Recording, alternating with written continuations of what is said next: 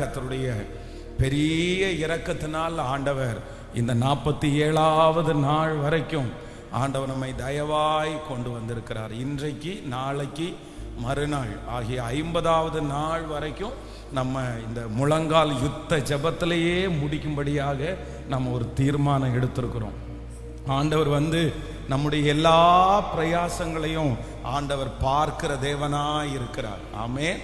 நம்ம என்ன செஞ்சாலும் அவருடைய நாமத்திற்காக காண்பிக்கிற பக்தி வைராக்கியத்தை மறந்து விடுவதற்கு அவர் அநீதி உள்ள தேவன் அல்ல. ஆமென். ஆண்டவருக்காக நம்ம எடுக்கிற முயற்சிகளை எல்லாம் கர்த்தர் கனப்படுத்துகிற ஒரு தேவனாய் இருக்கிறார்.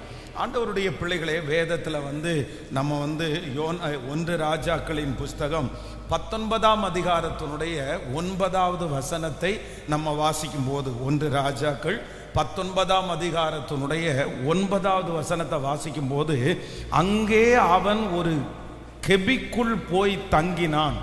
இதோ கர்த்தருடைய வார்த்தை அவனுக்கு உண்டாகி, அவர் எலியாவே, இங்கே உனக்கு என்ன காரியம் என்றார். இங்கே உனக்கு என்ன காரியம் என்றார். அப்படின்னா ரொம்ப சோர்ந்து போய், அப்படின்னா உதற தள்ளப்பட்டு மறைஞ்சு ஒரு இடத்துல இனி வாழ வேண்டாம் என்கிற ஒரு சூழ்நிலையில எலியா போய் ஒரு இடத்துல ஒதுங்கி இருக்கிறார். அப்போ ஆண்டவர் அவனை பார்த்து எப்படி கேட்கிறார் அப்படின்னு சொன்னா, ஒரு தகப்பனை போல, ஒரு தாயை போல, ஒரு நல்லா கவனிச்சுங்களேன், ஒரு பிள்ளை நமக்கு பிடிக்காத ஒரு இடத்துல, ஒரு பிடிக்காத ஒரு வீட்டில், மோசமான ஒரு இடத்துல ஒரு பிள்ளை உட்கார்ந்துட்டு இருக்கும் போது, ஒரு அம்மா இல்லைன்னா ஒரு அப்பா அந்த பிள்ளைய பார்க்குறவங்க என்ன சொல்லுவாங்கன்னா, உனக்கு இங்க என்ன வேலை, நீ எதுக்கு இங்க உட்காந்துருக்கிற? அப்போ ஆண்டவர் எலியாவை பார்த்தா அப்படிதான் கேட்கிறாரு. ஒருவேளை உங்க பிள்ளைங்க யாராவது ஒருத்தர் ஃப்ரெண்ட்ஸோட சேர்ந்து ஏதாவது ஒரு தெருவில் உட்காந்துருக்காங்கன்னு வைங்களேன், நீங்க போனீங்க அப்படின்னு சொன்னா, அவன் கூட சேர்ந்து இருக்கிற பிள்ளைங்க நல்ல பிள்ளைங்க இல்லை அப்படின்னு நீங்க நினைச்சீங்கன்னா, உடனே நம்ம என்ன கேட்போம் அப்படின்னு சொன்னா, உனக்கு இங்க என்னப்பா வேலை, நீ எதுக்கு இங்க உட்கார்ந்து இருக்கிற? ஆனா தன்னுடைய வாழ்க்கையே உடைஞ்சு போய் இனி ஊழியம் வேண்டாம் அப்படின்னு சோர்ந்து போய் உட்கார்ந்துட்டு இருக்கிறவனை பார்த்து ஆண்டவர் என்ன கேட்கிறார் அப்படின்னு சொன்னா, உனக்கு இங்க என்ன வேலை, உனக்கு இங்க என்ன வேலை அப்படின்னா, அந்த இடத்துல சோர்ந்து போய் இருக்கிறது ஆண்டவர் கொஞ்சம் கூட விரும்பவே இல்லை. ஆண்டவருடைய பிள்ளைகளே, சில இடத்துல ஆண்டவர் நம்மளை பார்த்து என்ன கேட்பார் அப்படின்னா, நீ ஏன் இப்படி இருக்கிற, நீ எதுக்காக இப்படி இருக்கிற, நீ ஏன் மாறணும், எதுக்காக நம்ம தப்பு பண்ணக்கூடாது, எதுக்காக நம்ம மாறணும் அப்படின்னு சொன்னா, எலியாவை பார்த்து ஆண்டவர் சொல்லுகிறார், உன் மேல நான் வச்சிருக்கிற பொறுப்பு ரொம்ப பெருசு. நான் நம்புறேன், இந்த 100 நாட்களிலே இந்த ஜெபத்துல கலந்து கொள்ளுகிறவங்க யாரு தெரியுமா?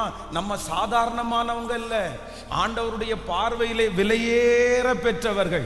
கர்த்தர் நம்மை பார்த்து சொல்லுகிறார், மகனே நீ அந்த இடத்துல உட்காராத, நீ அந்த காரியத்தை செய்யாத, நீ பொறுத்து போ, நீ ரெடி ஆயிக்கோ, நீ கோவப்படாத, நீ எல்லார மாதிரியும் இருக்காத அப்படின்னு சொல்றதற்கு காரணம் என்ன அப்படின்னு சொன்னா, நம்மளை நம்பி ஆண்டவர் என்ன பண்ணியிருக்கிறார்னா, பெரிய பொறுப்புகளை ஆண்டவர் வைத்திருக்கிறார்.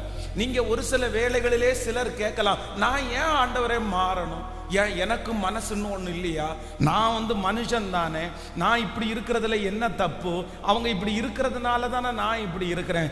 ஆனா ஆண்டவர் அப்படிப்பட்ட கேள்விக்கு கர்த்தர் கிருபையா பதில் கொடுக்கிறாரு. இல்ல, எத்தனையோ பேரு சூறை செடியில கீழே கிடத்திருக்காங்க, எத்தனையோ பேர் ஒளிஞ்சு வாழ்ந்திருக்கிறாங்க. ஆனா அவங்களை யாரையும் போய் ஆண்டவர் போய் உனக்கு இங்க என்ன வேலைன்னு கேட்கல. ஆனா தீர்க்கதரிசிய பார்த்த ஆண்டவர் கேட்கிறார், உனக்கு இங்க என்ன வேலை, என்ன அப்படின்னா, அவன் மேல ஆண்டவர் வைத்திருக்கிற பொறுப்பு ரொம்ப பெருசு. ஆண்டவர் அந்த மனுஷனை என்ன பண்றாருன்னா, அவனை ரொம்ப நம்புறாரு. யாரிடத்திலே அதிகம் கொடுக்கப்படுகிறதோ அவனிடத்திலே அதிகம் கேட்கப்படும். அதே போல யாருக்கு ஆண்டவர் நிறைய கொடுக்கணும்னு நினைக்கிறாங்களோ அவர்களிடத்துல கர்த்தர் அதிகமான குவாலிட்டியை ஆண்டவர் எதிர்பார்க்கிறார். பிரதர், ஆண்டவர் உங்கள்கிட்ட ரொம்ப பெருசா எதிர்பார்க்கிறார். அம்மா, உங்கள்கிட்ட ஆண்டவர் ரொம்ப எதிர்பார்க்கிறார். காரணம் என்ன அப்படின்னு சொன்னா, ஆண்டவர் உங்க மேல கொடுக்க போகிற பொறுப்பு மட்டும் பெருசு இல்ல. கர்த்தர் உங்களை ஒரு பெரிய காரியத்திற்காக ஆண்டவர் நம்புகிறேன் என்று கர்த்தர் வாக்கு கொடுக்கிறார். ஆமென். சில பிள்ளைகளை பார்த்து நம்ம சொல்லுவோம், சினிமா பாட்டு கேட்காதப்பா, சினிமா பார்க்காதப்பா, உன் மொபைல்ல எதுக்குப்பா சினிமா பாட்டு கேட்குது? நான் நன்றாய் கவனித்துக் கொள்ளுங்கள். ஒரு உண்மையா ஆண்டவரை நேசிக்கிற பிள்ளைகள் பரிசுத்த வாழ்க்கையிலே தங்களுக்கு உள்ளதான் தடுமாறுவாங்க. அப்படின்னா அவங்களால தப்பு சிலது பண்ணிடுவாங்க, ஆனா மனசாட்சி அவங்கள ரொம்ப குத்திரும். ஆனா வெளி தோற்றத்திற்கு ஒரு மனுஷன் ஆண்டவரை இப்படி விட்டு கொடுக்கிறான் அப்படின்னு சொன்னா அவர்களுக்கு ஆவிக்குரிய வாழ்க்கையில விருப்பம் இல்லைன்னு அர்த்தம். ஒரு உண்மையா ஆண்டவரை நேசிக்கிற பிள்ளைகளுக்கு ஏதோ ஒரு சில சின்ன சின்ன தவறுகள் நம்முடைய வாழ்க்கையில வரலாம். நமக்கு யாருக்கும் தெரியாத இடத்துல நம்ம தவறலாம், நம்ம கோவப்படலாம், அந்த மாதிரி சூழ்நிலை வரலாம். ஆனா சிலதெல்லாம் நம்மளால என்ன பண்ண முடியும்னா, நம்மளால அவாய்ட் பண்ண முடியும், நம்மளால தாண்ட முடியும். இப்ப பாருங்களேன், நம்முடைய போன்ல இருக்கிற வாட்ஸ்அப் ஸ்டேட்டஸ், டிபி, இந்த மாதிரி எல்லாம் இருக்குது. ஒரு உண்மையான ஸ்பிரிச்சுவலான பிள்ளைங்க என்ன பண்ணுவாங்கன்னா, கர்த்தரையும் அவரையும் சார்ந்த காரியத்தை தான் அவங்க வச்சிருப்பாங்க. அவங்களுக்கு உலக காரியத்துல ஈடுபாடு இருக்காது. அவங்க ஒண்ணு வசனம் வைப்பாங்க, இல்லைன்னா பாட்டுகளை வைப்பாங்க, இல்லைன்னா செய்தியை வைப்பாங்க. பாருங்க, போனுடைய வால்பேப்பர்ல பாத்தீங்கன்னா அதுக்கு தகுந்த மாதிரி வைப்பாங்க. அவங்களுடைய மொபைல்ல ரிங்டோனா சினிமா பாட்டெல்லாம் வைக்க மாட்டாங்க. இவங்க யார் அப்படின்னு சொன்னா, ஓரளவு நான் என்ன சொல்றேன்னா, ஸ்பிரிச்சுவலா ஆண்டவருக்குள்ள வாழணும்னு ஆசைப்படுறவங்க. இதெல்லாம் நம்மளால ஜென்ராவே நம்மளால ஒதுக்கிக்க முடியும். சும்மாவே நம்ம நினைச்சா அதான். இது ஒரு பெரிய சவால்லையோ இல்லைன்னா இது ஒரு பெரிய ஃபைட்லயோ எல்லாம் வராது. இது சும்மா தூக்கி போட வேண்டியது. ஆனா இந்த விஷயத்திலேயே நம்ம உண்மை இல்லைன்னா, இந்த மாதிரி சின்ன சின்ன விஷயத்திலேயே ஆண்டவருடைய பிள்ளைகளால நம்மளால பண்ண முடியலன்னா, அவாய்ட் பண்ண வேண்டிய விஷயத்துல அப்படின்னா காமனா அவாய்ட் பண்ண வேண்டிய இந்த காரியத்திலேயே ஒரு மனுஷனுக்கு, ஒரு தேவனுடைய பிள்ளைக்கு நம்ம இப்படி பண்ணக்கூடாது, நம்ம செய்ய வேண்டாம், நம்ம ஆண்டவருடைய பிள்ளை அப்படின்ற உணர்வு இல்லை அப்படின்னு சொன்னா பெரிய பாவத்தை எப்படி அவங்களால விட முடியும்? அசுத்தங்களை எப்படி விட முடியும்? அதனால இன்றைக்கு இந்த 47வது நாள் ஆண்டவர் நிறைய பேரை பார்த்து கர்த்தர் சொல்லுகிறார், உனக்கு இங்க என்ன வேலை? உனக்கு இங்க என்ன வேலை? நீ ஏன் கோவப்படுற? நீ எதுக்கு அந்த இடத்துல பிரச்சனை பண்ற? நீ அந்த இடத்துல எதுக்கு இப்படி நடந்துக்கிற? நீ அப்படி நடந்துக்க முடியாது. ஏன் அப்படின்னா கர்த்தர் சொல்லுகிறார், கர்த்தர் என் மேல அவர் வச்சிருக்கிற நம்பிக்கை ரொம்ப பெருசு. ஆண்டவர் உங்களை ஒரு பெரிய காரியத்திற்காக ஆண்டவர் நம்புகிறார், ஒரு பெரிய நோக்கத்திற்காக ஆண்டவர் நம்புகிறார். அதைத்தான் வேதம் சொல்லுகிறது, துன்மார்க்கருடைய ஆலோசனையின்படி நடவாமலும், பாவிகளுடைய வழியில் நில்லாமலும், பரியாசக்காரர் உட்காரும் இடத்தில் உட்காராமலும், கர்த்தருடைய வேதத்தில் பிரியமாயிருந்து இரவும் பகலும் அவருடைய வேதத்தில் தியானமாய் இருக்கிற மனுஷன் பாக்கியவான், பாக்கியவான். இப்போ இதை விட்டுருங்க. அதற்கு பிறகு யோனா எழுதின தீர்க்க தரிசன புஸ்தகத்துல வரும்போது யோனாவை பார்த்தா ஆண்டவர் என்ன கேட்கிறாருன்னா, நீ எரிச்சலா இருக்கிறது நல்லதோ, நீ எரிச்சலா இருக்கிறது நல்லதோ அப்படின்னு கேட்ட உடனே அந்த மனுஷன் என்ன சொல்றான் அப்படின்னு சொன்னா, நான் மரண பரியந்தம் எரிச்சலா இருக்கிறது, நான் மரண பரியந்தம் எரிச்சலா இருக்கிறது நல்லது. அப்படியா? சரிப்பா, நீ அப்படி நினைச்சுக்கிறியா? சரி, நீ வச்சுக்கோ. ஆனா ஆண்டவர் அந்த மனுஷனிடத்துல கேட்ட இன்டென்ஷன், அந்த நோக்கம் என்ன அப்படின்னு சொன்னா, நீ ஊழியக்காரன்பா, உன் வாயில நிறைய பேருக்கு ஆண்டவருடைய வார்த்தை சொல்ற, உன் பிரசங்கத்துல இத்தனை 1000 பேர் ரட்சிக்கப்படுறாங்க, நீ எப்படி அந்த காரியத்தை செய்ய முடியும்? நீ செய்யாத, நீ எரிச்சலா இருக்கிறது நல்லது இல்ல, ஏன்னா நீ ரொம்ப தலைமையின் ஆக போற, உன் மேல பெரிய நம்பிக்கை எனக்கு இருக்குது அப்படின்னு சொல்றத புரிஞ்சு கொள்ளுகிற அளவிற்கு கூட யார் இல்லை அப்படின்னா இந்த மனுஷன் இல்லை. இப்ப இந்த சத்தத்தை கேட்கிற உங்களை பார்த்தா ஆண்டவர் கேட்கிறாரு, நீங்க புரிஞ்சுக்கிறீங்களா? நீங்க புரிஞ்சுக்கிறீங்களா? ஆண்டவர் அந்த மனுஷனை பார்த்து சொல்லும் போது என்ன சொல்றாரு அப்படின்னா, நீ இனி அதிக கேடானது ஒன்றும் நீ என்ன பண்ணாத, செய்யாத. ஏன் அப்படின்னா இனி ஒரு டைம் நீ அப்படி பண்ணேன்னா உன்னை தூக்கி எடுக்க முடியாது. அப்போ ஆண்டவருடைய பிள்ளைகளே, உங்களை நம்புறார். நீங்க அமைதியா இருக்க முடியாது, நீங்க சோம்பேறித்தனமா இருக்க முடியாது, நீங்க ரொம்ப நேரம் தூங்க முடியாது, நீங்க அதிகாலையில எழும்பணும், உங்களுக்குள்ள விஷன் இருக்கணும், உங்களுக்குள்ள எழுப்புதல் இருக்கணும். ஏன் அப்படின்னா ஆண்டவர் உங்களை பார்த்து வாக்கு கொடுக்கிறார். உங்களும் என் மேலையும் ஆண்டவர் வைத்திருக்கிற திட்டம் ரொம்ப பெரிய திட்டம். ஹல்லேலூயா. இந்த உணர்வு உங்களுக்கு எப்பவுமே இருக்கணும். என்ன உணர்வு இருக்கணும் அப்படின்னு சொன்னா, என் மேல காட், என் மேல ஏசப்பா ஒரு பெரிய பிளானை வச்சிருக்கிறாரு. எல்லாரும் சொல்லுங்க பார்க்கலாம், என் மேல ஆண்டவர் ஒரு பெரிய திட்டம் வச்சிருக்கிறாரு. அம்மா, நீங்க ஏன் தாழ்ந்து போகணும்? நீங்க எதுக்கு தாழ்ந்து போகணும்? என் மேல ஆண்டவர் ஒரு பெரிய திட்டம் வச்சிருக்கிறாரு. நீங்க எதுக்காக அதிகாலையில எழும்பணும்? சொல்லுங்க, ஆண்டவர் உங்க மேல ஒரு பெரிய திட்டம் வச்சிருக்கிறாரு. நீங்க ஏன் இந்த காரியத்தை குறித்து ரொம்ப குழப்பிக்க கூடாது? சொல்லுங்க சத்தமா. ஆண்டவர் உங்க மேல ஒரு பெரிய திட்டம் வச்சிருக்கிறாரு. நீங்க உடம்ப நல்லா பாத்துக்கணும். ஏன் உங்க உடம்ப நீங்க நல்லா பாத்துக்கணும்? சத்தமா சொல்லுங்க. உங்க மேல ஆண்டவர் ஒரு பெரிய திட்டத்தை வச்சிருக்கிறாரு. நீங்க நல்லா சாப்பிடணும். எதுக்கு சாப்பிடணும்? உங்க மேல ஆண்டவர் ஒரு பெரிய திட்டத்தை வச்சிருக்கிறாரு.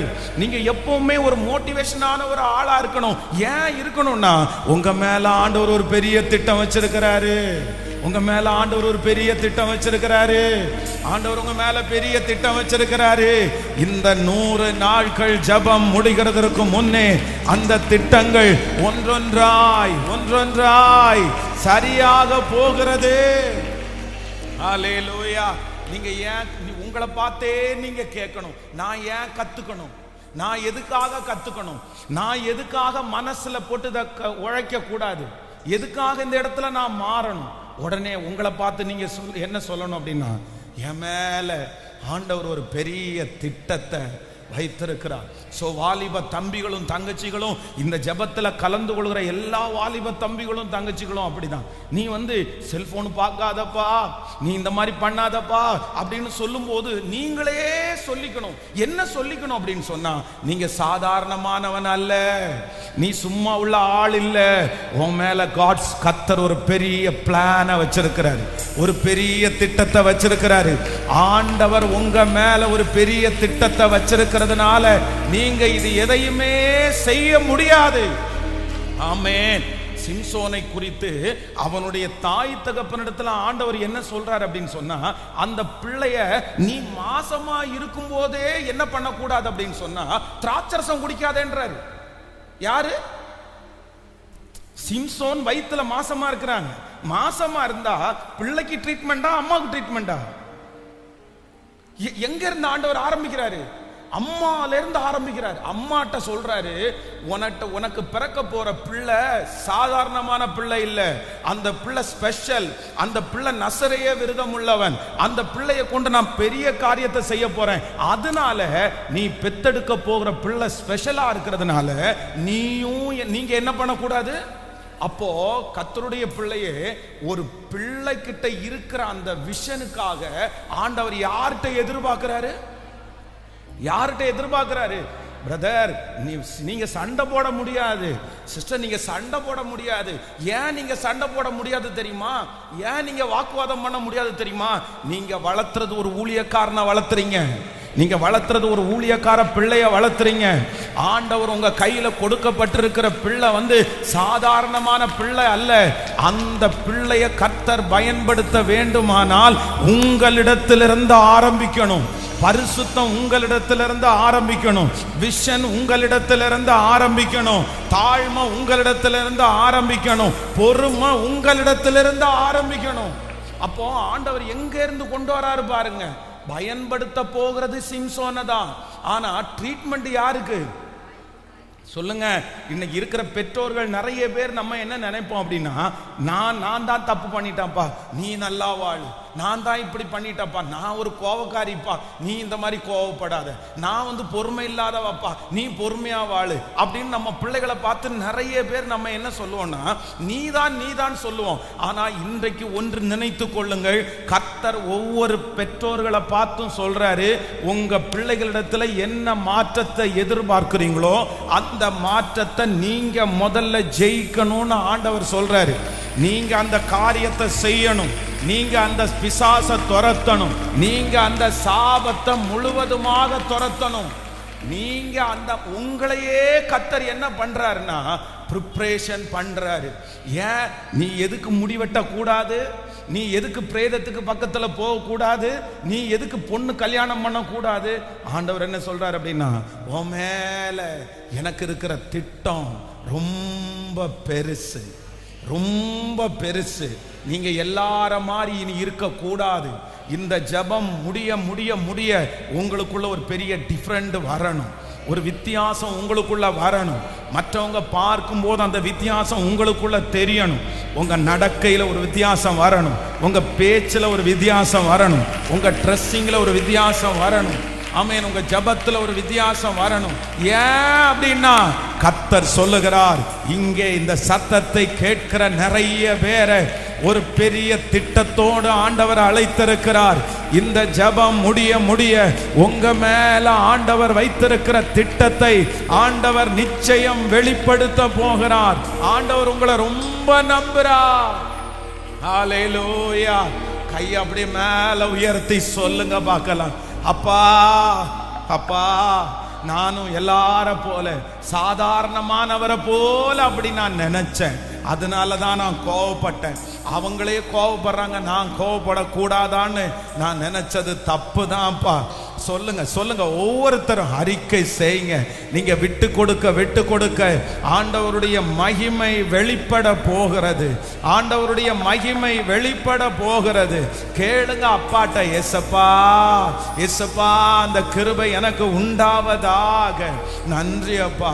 ஆண்டவரே, இனி நான் மற்றவர்களை போல அல்ல, மற்றவர்களை போல அல்ல, எனக்குள்ள நீங்க வச்சிருக்கிற திட்டத்தை நிறைவேற்றுவதற்கு, என்ன நீங்க நம்பினதை நிறைவேற்றுவதற்கு ஒரு மகிமை என்னை முழுவதுமாய் சூழ்ந்து கொள்ளி ஆண்டவரே ஒரு பெரிய மாற்றம் எனக்குள்ளே உண்டாவதாக, எனக்குள்ள ஒரு பெரிய மாற்றம் உண்டாவதாக. ஹல்லேலூயா. மேகஸ்தம்பம் மேலிருந்து பாதுகாக்குது, பாதை காட்ட பகல் எல்லாம் கூட செல்லுது. மேகஸ்தம்பம் மேலிருந்து பாதுகாக்குது, பாதை காட்ட பகல் எல்லாம் கூட செல்லுது. அன்பான தேவன் என்னோடு வருவார், அது போதும் என் வாழ்விலே. பாடும். அன்பான தேவன் என்னோடு வருவார், அது போதும் என் வாழ்விலே. தேவா தேவா நான் எதினால் விசேஷித்தவன், ராஜா நான் அதை தினம் யோசித்தவன். தேவா நான் எதினால் விசேஷித்தவன், ராஜா நான் அதை தினம் யோசித்தவன். எதினா இது எதினா, நீர் என்னோடு இருப்பதினா. எதினா இது எதினா, நீர் என்னோடு வருவதினா. தாகம் கொண்ட தேவஜனம் வானம் பார்க்குது, ஆவல் கொண்ட கண்மலையும். தாகம் கொண்ட தேவஜனம் வானம் பார்க்குது, ஆவல் கொண்ட கண்மலை கூட செல்லுது. என் ஏக்கம் எல்லாம் என் தேவன் தீர்ப்பார், சந்தோஷம் நான் காணுவேன். பாடுவோம். ஏக்கம் எல்லாம் என் தேவன் தீர்ப்பார், சந்தோஷம் நான் காணுவேன். தேவா நான் எதினால் விசேஷித்தவன், ராஜா நான் அதை தினம் யோசிப்பவன். தேவா நான் எதினால் விசேஷித்தவன், ராஜா நான் அதை தினம் யோசிப்பவன். எதினா இது எதினா, நீர் என்னோடு இருப்பதினா. எதினா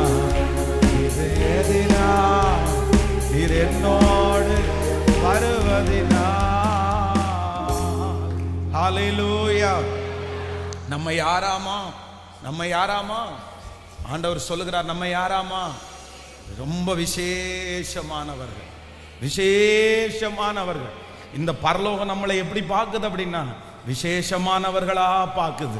ஆண்டவர் நம்ம எப்படி பார்க்கிறார் அப்படின்னு சொன்னா விசேஷமானவர்களா பார்க்கிறாரு. நான் நம்புறேன் இந்த 100 days ஜெபத்துல இருக்கிற ஒவ்வொரு பிள்ளைகளையும் ஆண்டவர் ரொம்ப நம்புறாரு. ஆண்டவர் ரொம்ப நம்புறாரு, கொஞ்சம் கிடையாது. இன்னைக்கு உங்களுக்கு தெரியாது உங்களை எவ்வளவு பெரிய காரியத்திற்காக நம்புறார் அப்படின்றத நீங்க சீக்கிரமா நீங்க பாப்பீங்க.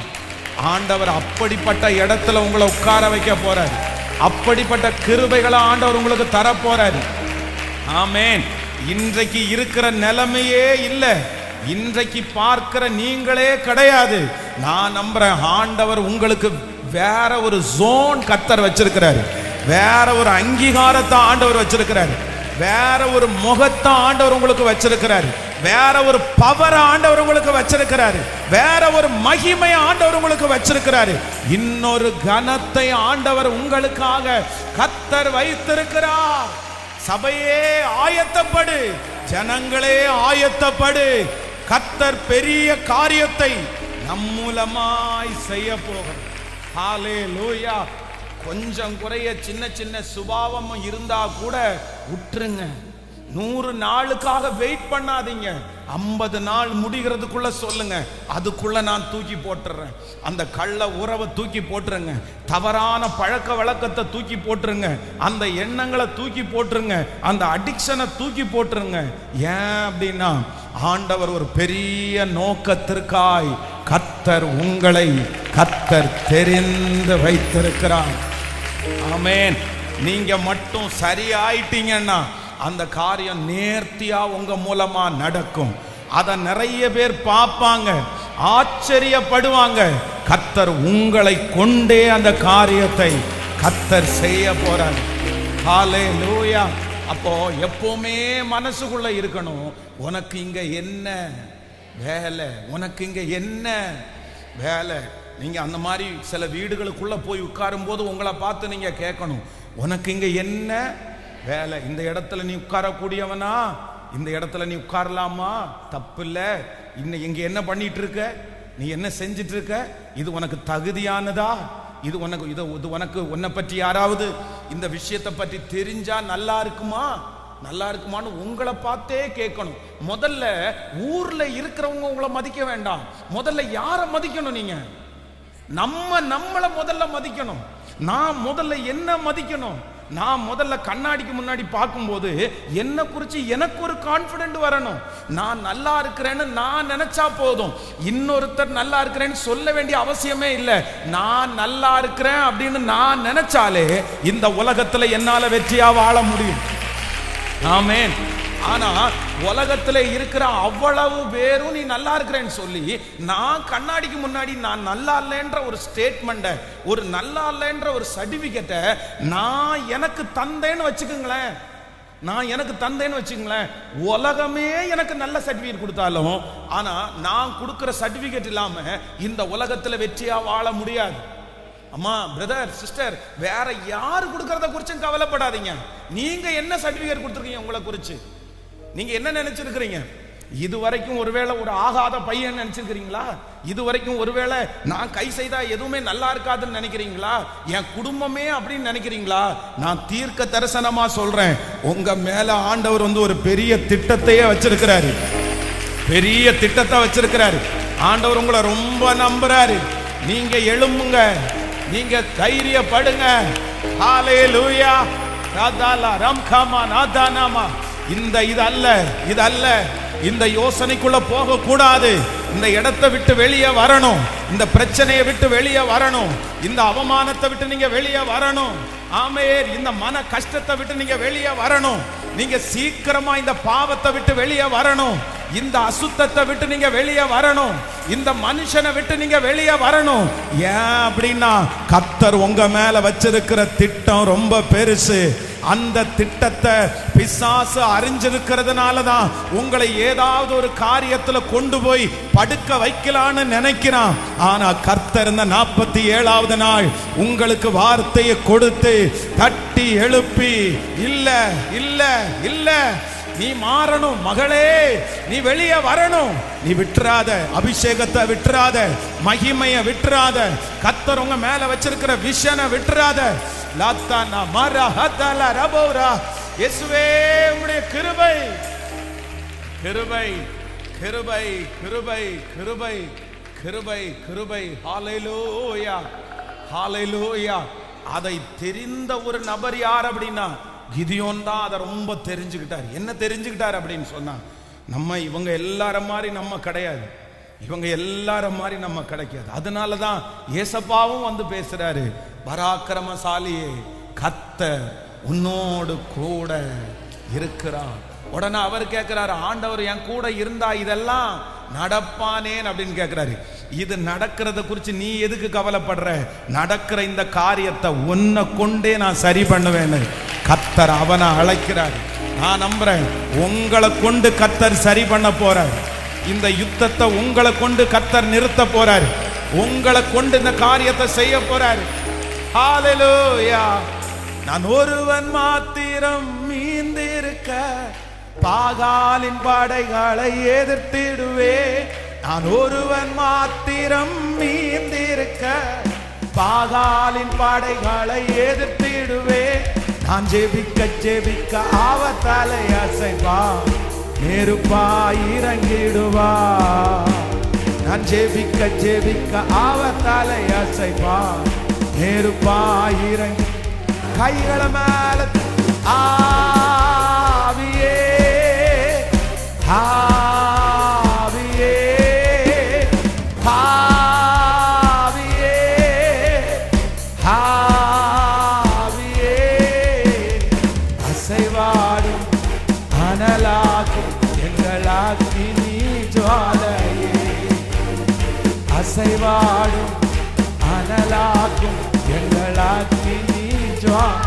கைகளை மேல ஆவியே ஆவியே ஆவியே ஆவியே, அசைவாடும் அனலாக்கும் எங்களாக்கி நீ ஜுவாலையே. அசைவாடும் அனலாக்கும் எங்களாக்கி நீ ஜுவாலையே. ஹல்லேலூயா ஆமென்.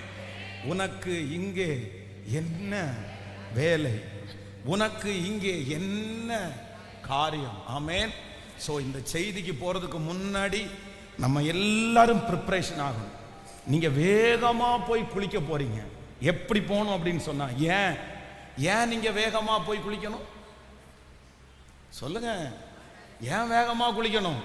நீங்க உங்க மேல கர்த்தருடைய விஷன் இருக்குது. அதனால நீங்க சொங்கி மாதிரி உட்கார்ந்திருக்க முடியாது. புரியுதா உங்களுக்கு? நீங்க ஏன் அவசர அவசரமா சாப்பிடணும் சொல்லுங்க? உங்க மேல ஆண்டவருடைய விஷன் இருக்குது. நீங்க உடனே மன்னிப்பு கேட்கணும். நீங்க எதுக்கு மன்னிப்பு கேட்கணும் சொல்லுங்க சத்தமா? உங்க மேல விஷன் இருக்குது. நீங்க எதுக்கு இந்த ஜெபத்துக்கு வரணும்? உங்க மேல ஆண்டவருடைய விஷன் இருக்குது. இந்த உணர்வு எனக்கு வந்தா பத்தாது. இந்த உணர்வு எனக்கு வந்தா பத்தாது. ஒவ்வொருத்தருக்கும் வரணும். உங்களுக்குள்ள வந்துச்சுன்னு வச்சுக்கோங்களேன், உங்களுக்குள்ள வந்துச்சுன்னு வச்சுக்கோங்களேன், நீங்க சும்மாவே இருக்க மாட்டீங்க. நீங்க அமைதியா இருக்க மாட்டீங்க. நீங்க கிரியை செய்ய ஆரம்பிச்சிருவீங்க. நீங்க ஜெபம் பண்ண ஆரம்பிச்சிருவீங்க. பாருங்க, உங்களுக்குள்ளே இருக்கிற அசுத்தம் எல்லாம் ஒன்னொன்னா உங்களை விட்டு போகுதா இல்லையான்னு பாருங்க. ஆனா ஏன் உங்களால விட முடியலன்னா, உங்க மதிப்பு யாருக்கு தெரியல அப்படின்னு சொன்னா, நம்ம மதிப்பு நம்ம நிறைய பேருக்கு இன்னும் தெரியல. பிரதர், உங்க மதிப்பு இன்னும் தெரியல. சிஸ்டர், உங்க மதிப்பு எவ்வளவு பெருசுன்னு உங்களுக்கு தெரியல. ஆனா ஆண்டவர் இன்னைக்கு என்னுடைய இருதயத்துல பேசுகிறார். இல்ல, உனக்கு நான் தெரிய வைப்பேன். தெரிய பாருங்க, இந்த யோனா தன்னுடைய மதிப்பை தெரியாதனால ஒண்ணும் இல்லாம போயிட்டாரு. பாருங்க, நீ எரிச்சலா இருக்கிறது நல்லதோ அப்படின்னு கேட்கும்போது இந்த தீர்க்கதரிசி என்ன சொல்லி இருக்கணும் அப்படின்னு சொன்னா, இல்ல ஆண்டவரே, கண்டிப்பா நான் எரிச்சலா இருக்கிறது நல்லதில்லை. ஏன்னா அத்தனை ஆயிரம் ஜனங்கள் ராஜா முதற்கொண்டு ஆடு மாடுகள் வரையிலையும் உபவாசம் இருக்கிறதுக்கு காரணம் யாரு? காரணம் யாரு? யோனாவினுடைய பிரசங்கம். யோனாவினுடைய பிரசங்கம் அந்த ஜனங்கள் மத்தியில் ஒரு பெரிய மாற்றத்தை கொண்டு வந்திருக்குது, பெரிய அர்ப்பணிப்பை கொண்டு வந்திருக்குது. அத்தனை பேர் முழங்கால் படிட்டு ஜெபம் பண்ணி உட்கார்ந்தான். ஆனா இவன் இவ்வளோ பெரிய ஆளா இருக்கான். ஆனா என்ன பண்றான் தெரியுமா? சூறை செடி கீழே போய், அந்த ஆமணக்கு செடி கீழே போய் உட்கார்ந்து எரிச்சலா இருக்கு. ஆண்டவர் கேட்கிறாரு, ஏண்டா உன் மூலமா எவ்வளவு பெரிய காரியம் நடந்துட்டு இருக்குது, நீ போய் இந்த இடத்துல உட்கார்ந்து இப்படி எரிச்சலா இருக்கிறது நல்லதாடா? நீ இப்படி மன்னிக்காம இருக்கிறது நல்லதாடா? நீ இப்படி மனசுக்குள்ள இப்படி கோபமா இருக்கிறது நல்லதாடா அப்படின்னு கேட்கும்போது, தப்புதான் ஆண்டவரே, எனக்கு கிருபை கொடுங்க, நான் இவ்வளவு பெரிய இதுல இருந்துட்டு நான் இப்படி கோபமா இருக்க கூடாது அப்படின்னு நினைக்கிறத விட்டுவிட்டு ஆண்டவரிடத்துல திமிரு பேச்சு, நான் மரண பரியந்தம் அப்படி இருக்கிறது, எரிச்சலா இருக்கிறது. இங்க இருக்கிற யாரோ ஒரு இந்த சத்தத்தை கேட்கிற யாரோ ஒருத்தரிடத்துல கர்த்தர் பேசுறாரு. ஆண்டவர் உங்களிடத்துல திரும்ப திரும்ப பேசுறாரு, நீ இப்படி இருக்கிறது நல்லதாப்பா, நீ இப்படி இருக்கிறது நல்லதாமான்னு உங்கள்கிட்ட ஆண்டவர் கேட்கிறாரு. கேட்கும் போது நீங்க என்ன சொல்றீங்க தெரியுமா? யோனாவை மாதிரி, ஆமா ஆமா, கர்த்தர் உங்களை நம்ப மாட்டார். கர்த்தர் உங்க கையில கொடுத்திருக்கிற பொறுப்பை யாராவது ஒருத்தருடைய கையில கொடுத்துட்டு ஆண்டவர் போயிட்டே இருப்பாரு. ஆனா ஆண்டவர் உங்களை கடைசி ஒரு எச்சரிப்பை போல சொல்றாரு, உன்னை நான் ரொம்ப நம்புறேன், உன் மேல பெரிய திட்டத்தை வச்சிருக்கிறேன். நீங்க மரணம் அடைகிறதற்குள்ள அந்த திட்டத்தை ஆம் என்றும் ஆமேன் என்றும் கர்த்தர் அப்படியே நிறைவேற்ற போகிறார். ஹல்லேலூயா, ஆமென், ஸ்தோத்திரம். அதனால அதற்காக எல்லாரும் நீங்க என்ன பண்ணுங்கன்னா ஆயத்தமாகுங்க, ஆயத்தமாகுங்க. எதுக்கு அப்படின்னு சொன்னா, இப்போ உங்க கண்ணுக்கு முன்னாடி ஒரு வேர்டு நிக்கணும். என்ன வேர்டுனா, உனக்கு இங்கே என்ன காரியம், உனக்கு இங்கே இங்கே உனக்கு என்ன காரியம். எந்த இடத்துல போய் உட்கார்ந்தாலும் உங்களுக்கு சொல்லணும், உனக்கு இங்கே என்ன காரியம். ஏன் அப்படின்னா ஸ்பெஷல், நீங்க நீங்க ஒரு விசேஷமானவர். நான் ஒரு பெரிய தரிசனம் உள்ள ஒரு பிள்ளை. ஆண்டவர் என்ன ரொம்ப பெரிய காரியத்திற்காக நம்புறாரு. பாருங்க, பெரிய பெரிய தலைவர்கள் எல்லாம் நீங்க நினைக்கிறது மாதிரி யார்கிட்டையும் ரொம்ப பேச மாட்டாங்க, எல்லா இடத்துலையும் போய் உட்கார்ந்துருக்க மாட்டாங்க, போனை எப்பவுமே நோண்ட மாட்டாங்க. அவங்களுக்கு வேற வேலை இல்லை. அவங்க அவங்களுக்கு நிறைய பேருக்கு கம்ஃபர்ட்டா பேச தெரியாது. சாதிக்கிற சிலரை பாருங்க, அவங்களுக்கெல்லாம் கம்ஃபர்ட்டா பேச தெரியாது. இப்போ ஒரு பொண்ணும் பையனும் இருக்காங்கன்னு வச்சுங்களேன், இல்லைன்னா ஒரு ஜென்ஸ் ஒரு லேடி இருக்காங்கன்னு வச்சுங்களேன். ஒரு நல்ல ஒரு ஜென்ஸ் அப்படின்னா சாதிக்கணுன்ற ஒரு ஆசை உள்ள, தன்னுடைய காரியத்தின் மேல ரொம்ப கவனமா இருக்கிற ஒரு ஆண் எந்த பெண்ணிடத்திலையும் போய் ரொம்ப இரக்கமா எல்லாம் என்ன பண்ண மாட்டாங்க, பேச மாட்டாங்க. ரொம்ப நீங்க அப்படி பெண்கள் உங்கள்கிட்ட யாராவது ஒருத்தர் பேசுறாங்கன்னா அவர் சரியில்லைன்னு அர்த்தம். நான் அப்படிதான் சொல்லுவேன். அப்படின்னா ஏதோ ஒரு சோதனைன்னு வரும்போது உங்களை கம்ஃபர்ட்டா, இல்லப்பா பயப்படாதீங்க, இல்ல உங்களுக்காக நான் ஜெபம் பண்றேன், நீங்க ஏன் அதுக்கு கவலைப்படுறீங்க அப்படின்னு உற்சாகப்படுத்துகிற ஒரு சில வார்த்தைகளை சொல்லி உங்களை தைரியப்படுத்துறவங்கள சொல்லல. ஆனா சும்மா சும்மா ஒருத்தங்க பேசிட்டே இருக்கிறாங்கன்னா நான் சொல்றேன், அவங்களுக்குள்ள என்ன இல்லை சொல்லுங்க? தரிசனமே இல்லை, தரிசனமே இல்லை. எங்கேயோ ஒரு இடத்துல இதே மாதிரி ஒரு ஷெட்டுக்குள்ள உட்கார்ந்துட்டு கையை தூக்கி காலை தூக்கி சும்மா எலுமிச்சம்பழத்தை கையில வச்சுட்டு அப்படியே கண்ணுல போட்டு விட்டுட்டு அழுது ஒப்பாரி வைக்கிற அந்த சீனை நம்ம வீட்டில் உட்கார்ந்து பார்க்கிறோம்ல, கரெக்டா பார்க்கிறோம்ல. இது யாரு பாப்பா? இது யாரு பாப்பா? என்ன பொறுத்த அளவில் வேலை இல்லாதவங்க தான் பார்ப்பாங்க, தரிசனம் இல்லாதவங்க தான் பார்ப்பாங்க. ஆனா தரிசனம் உள்ளவங்களுக்கு இதுக்கெல்லாம் சத்தமா சொல்லுங்க, கேட்கல? உங்களுக்கு நேரம் இருக்கா இல்லையா? இனி தெரியும். இந்த ஜபத்திற்கு பிற்பாடு உங்களுக்கு தெரியும். இந்த ஜபத்திற்கு பிற்பாடு, ஆமென், இந்த ஜபத்திற்கு பிற்பாடு டிவியை ஆன் பண்ணி உட்காரும் போது, டிவியை ஆன் பண்ணி உட்கார்ந்து நாடகத்துக்கு முன்னாடி உட்காரும் போது உங்க மனசாட்சி உங்களை பார்த்து கேட்கணும், அம்மா உனக்கு இங்க என்ன? கேட்கல? சத்தமா இங்க என்ன வேலைன்னு கேட்கணும். பக்கத்து வீட்டில் போய் உட்கார்ந்து அவ்வளவு நேரம் பேசும்போது உங்களுக்கு கேட்கணும், இது உனக்கு இதுவாம்மா வேலை, இதுவாம்மா வேலை, இத்தனை மணி நேரம் காலையில இருந்து பேசுறது அம்மா வேலை, இது இந்த இடத்துல உட்கார்ந்து இருக்கிறது அம்மா வேலை. உங்களை பார்த்து நீங்க கேட்க ஆரம்பிங்க. இதை விட்டுறாதீங்க ஆண்டவருடைய பிள்ளைகளே. விட்டுறாதீங்க. ஏன்னா ஆண்டவர் நீங்க பிறந்ததை காட்டிலும் உங்க வம்சத்துல இருக்கிறத காட்டிலும் உங்களை அடுத்த படிக்கு கர்த்தர் உங்களை கொண்டு போக போறார். நீங்க அடுத்த ஒரு லெவலுக்கு நீங்க போக போறீங்க. ஆமென்.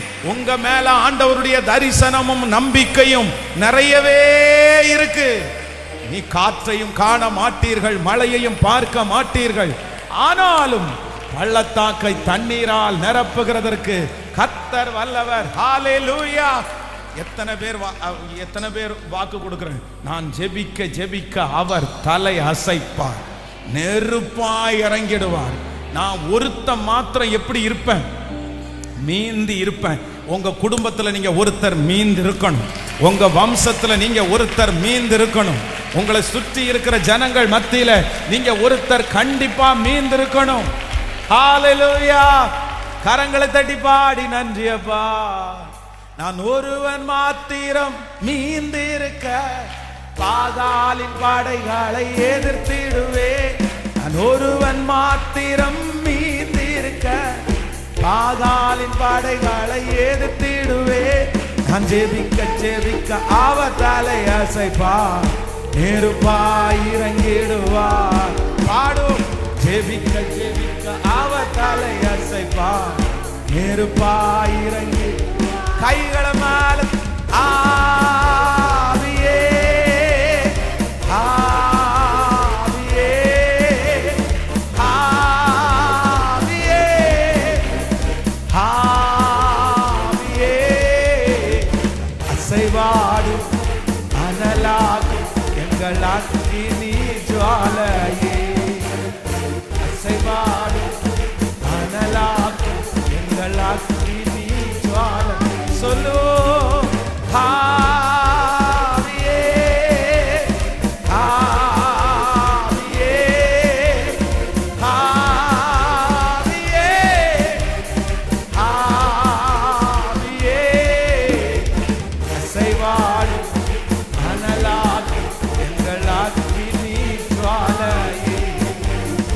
அசைவாடும் அனலாகும் எங்கள் அக்கினி ஜுவாலையே. ஹalleluya. ஆமென்.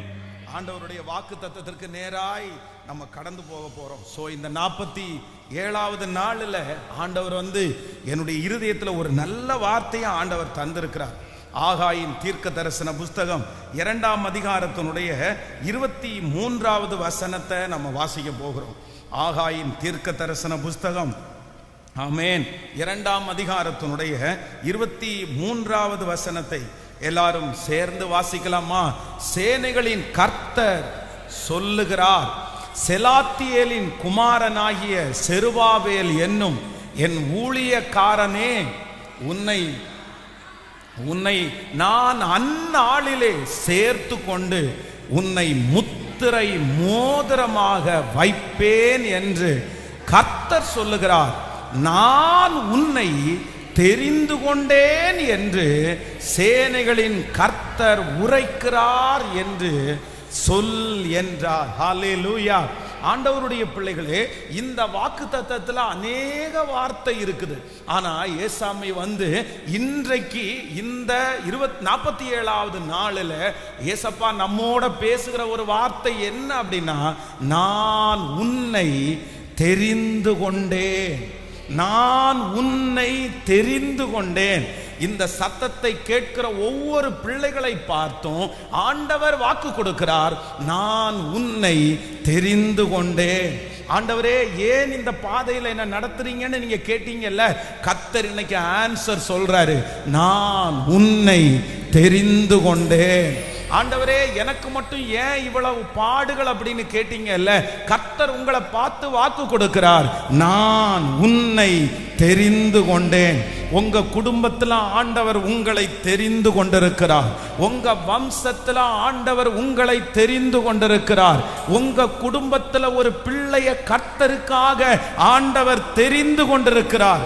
ஆண்டவர் உங்களை தெரிஞ்சிட்டார் அப்படின்றத எப்படி அவங்க எல்லாம் பார்க்க போறாங்கன்னா, நான் நம்புறேன் ஒரு நாள் இதோ நீங்க நிற்கும் போது கர்த்தரால் தெரிந்து கொள்ளப்பட்ட குடும்பம் என்று நீங்கள் அடையாளப்படுத்தப்படுவீர்கள், அடையாளப்படுத்தப்படுவீர்கள்.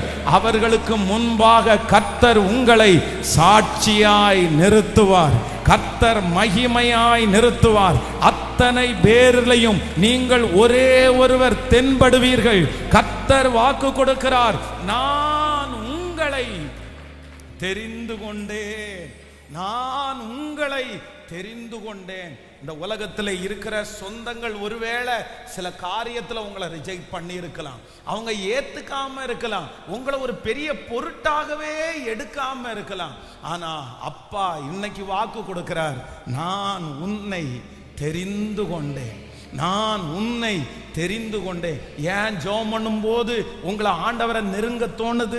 அந்த வார்த்தை எல்லாம் உங்களுக்குள்ளேயே போய் விழுறது மாதிரி எதுக்கு தோணுது? கர்த்தர் வாக்கு கொடுக்கிறார், நான் உன்னை தெரிந்து கொண்டேன். ஹல்லேலூயா. உலகத்துல செலக்ட் ஆகாததை குறித்து நம்ம வருத்தப்பட வேண்டிய அவசியம் இல்லை. குடும்பத்தில் இருக்கிற ஆட்கள் நம்மளை தனியா கொடுக்காததுனால நம்ம கவலைப்பட வேண்டிய அவசியம் இல்லை. நான் நம்புறேன், உலகமே எதிர்த்து நின்றாலும், சொந்தங்கள் எல்லாம் எதிர்த்து நின்றாலும், கர்த்தர் வாக்கு கொடுக்கிறார், நான் உன்னை தெரிந்து கொண்டேன். நம்புறவங்க கரங்களை தட்டி முழு பலத்தோடு, நீர் எங்களை தெரிந்து கொண்டதற்காக நன்றி. ஆமென். கர்த்தர் தெரிந்து கொண்டவனுடைய கோல் துளிர்க்கும், கர்த்தர் தெரிந்து கொண்டவனுடைய கோல் துளிர்க்கும். நான் நம்புகிறேன், ஏசப்பா உங்களை தெரிஞ்செடுத்ததுனால உங்க கோல் சீக்கிரமாய் துளிர்த்து, ஆமென், அது காய் காய்த்து அது கனி தருகிறதாய் மாறும். ஹல்லேலூயா. ஆமென். கர்த்தர் உங்களை தெரிந்து கொண்டார். இந்த செலக்ஷன் அப்படின்ற ஒன்றை பார்த்தீங்க அப்படின்னா, ஏசப்பா நிறைய நேரத்தில் சில செலக்ஷனை நம்ம கையிலேயே கொடுக்கிறார். நீங்கள் இதை எங்கேருந்து வாசிக்க முடியும்னா, நீங்கள் ஆதி ஆகமத்திலிருந்து நீங்கள் வாசிக்க முடியும். ஆதி ஆகமத்தில் ஏதேன் தோட்டத்தை கர்த்தர் வைத்து, அங்கே நல்ல கனியையும் வைத்து, ஜீவ விருட்சத்தின் கனியையும் வைத்து, அதை செலக்ட் பண்ணுறதை யார் கையில் ஆண்டவர் கொடுத்தார் அப்படின்னு சொன்னால், ஆதாம் ஏவாளுடைய கையில கொடுத்தார். ஆனா ஆண்டவருடைய பிள்ளைகள், நீங்க நினைச்சுக்கணும், நம்ம ஆண்டவர் நம்மளை பார்த்து நீ எடுத்துக்கன்னு சொன்னாலும் நம்ம ஆண்டவரிடத்துல என்ன கேட்கணும் அப்படின்னா, நீங்க எடுத்து எனக்கு கொடுங்க ஆண்டவரே அப்படின்னு கேட்கணும். வாலிப தம்பிகளும் தங்கச்சிகளும் அப்படி கேட்கணும். என்ன கேட்கணும் அப்படின்னா, எடுத்துக்குங்கன்னு சொன்ன உடனே நம்ம எடுத்துடக்கூடாது. எடுத்துக்குங்கன்னு உடனே எடுத்துறாதீங்க. நீங்க எடுத்துக்குங்கன்னு சொன்ன உடனே நீங்க என்ன சொல்லணும் அப்படின்னா, ஆண்டவரே நீங்க எடுத்து கொடுங்க ஆண்டவரே, நீங்க எடுத்து கொடுங்க ஆண்டவரே. பாருங்க, சில நேரத்தில் இது எத்தனை பேருக்கு பழக்கம்னு தெரியல, சில இந்த காய்கறி வாங்க போற இடத்துல பார்த்தீங்க அப்படின்னா, சில அம்மாங்களுக்கு அவங்களுக்கு தான் காய்கறி வாங்க தெரியும் அப்படின்னு சொல்லிட்டு எல்லாத்தையும் அப்படியே பிரிச்சு போடுவாங்க. பிரிச்சு போடவே அந்த விற்கிறவருக்கு அவ்வளோ கோபமாக வரும். என்ன ஒன்று எடுங்க, இல்லைன்னா இப்படி போட்டு பிரித்து போடுறீங்க. ஆனால் அந்த ஒரு நல்ல மனசாட்சி உள்ள ஒரு ஓனராக இருந்தால் நம்ம பைய கையில் கொடுத்து, அண்ணே எனக்கு செலக்ட் பண்ண தெரியாது, எனக்கு நல்லது எதுன்னு பார்த்து எடுக்க தெரியாது, நீங்கள் கொஞ்சம் நல்லதா போடுங்கன்னு சொல்லி கையில கொடுத்து, அந்த மனுஷன் ஒரு நியாயமுள்ள மனுஷனா இருந்தா கண்டிப்பா சொல்றேன், நமக்கு தெரியாதுன்னு சொன்ன உடனே பெஸ்டா தான் எடுத்து போடுறாரு. நான் நம்புறேன், பொல்லாத ஒரு மனுஷனுக்கே இவ்வளவு ஒரு நல்ல குணம் இருக்குமானால், அப்பா கையில நீங்க எடுத்து கொடுங்கன்னு நீங்க சொன்னீங்கன்னா உங்களுக்கு கண்டிப்பாக தீமையாய் அல்ல, பெஸ்டா ஆண்டவர் ரொம்ப பெஸ்டா உங்களுக்கு எடுத்து கொடுக்கிறதுக்கு வல்லவரா இருக்கிறார். அதனால எப்பொழுதுமே செலக்ட் பண்றத நம்ம எடுத்துக்கவே கூடாது. எந்த காரியத்திற்காக நீங்க ஜெபம் பண்ணினாலும் நீங்க என்ன ஜெபம் பண்ணணும் அப்படின்னா, உங்க கரம் என் கூட இருந்து நீங்க சித்தமா இருந்தா, உங்க அனுமதியா இருந்தா, இந்த காரியத்தை எனக்கு வாய்க்க பண்ணுங்க ஆண்டவரே, நீங்க எடுத்து கொடுங்க ஆண்டவரே. நம்ம கூட நிறைய சம்பவத்தை கேட்டிருக்கோம்ல, ஒரு சின்ன குழந்தை கடையில போயிட்டு சாக்லேட் பார்த்துட்டே இருக்கும்போது கடைக்காரர் எடுத்துக்கம்மா அப்படின் போது, நீங்க எடுத்து கொடுங்க அங்கிள், நீங்க ஏன் நீங்க எடுத்து கொடுங்கன்னா, நான் எடுத்து எனக்கு குட்டி கை ஒன்று மட்டும்தான் வரும், நீங்கன்னா உங்க கை பெரிய கை நிறைய எடுத்து கொடுப்பீங்க அப்படின்னு அந்த குட்டி குழந்தை சொன்னது மாதிரி நான் நம்புறேன், நம்முடைய ஆண்டவருடைய கை பெரிய கை. ஹல்லேலூயா. ஆமென். நான் வந்து என் லைஃப்லயே மறக்க முடியாத ஒரு சம்பவம் என்ன அப்படின்னு சொன்னா, இவங்க 2 பேர், என்னுடைய பிள்ளைங்க 2 பேர் ரொம்ப குட்டியா இருக்கும்போது ஒரு டைம் வந்து இந்த செருப்பு வாங்கி கொடுக்கறதுக்கு என்கிட்ட கேட்டாங்க.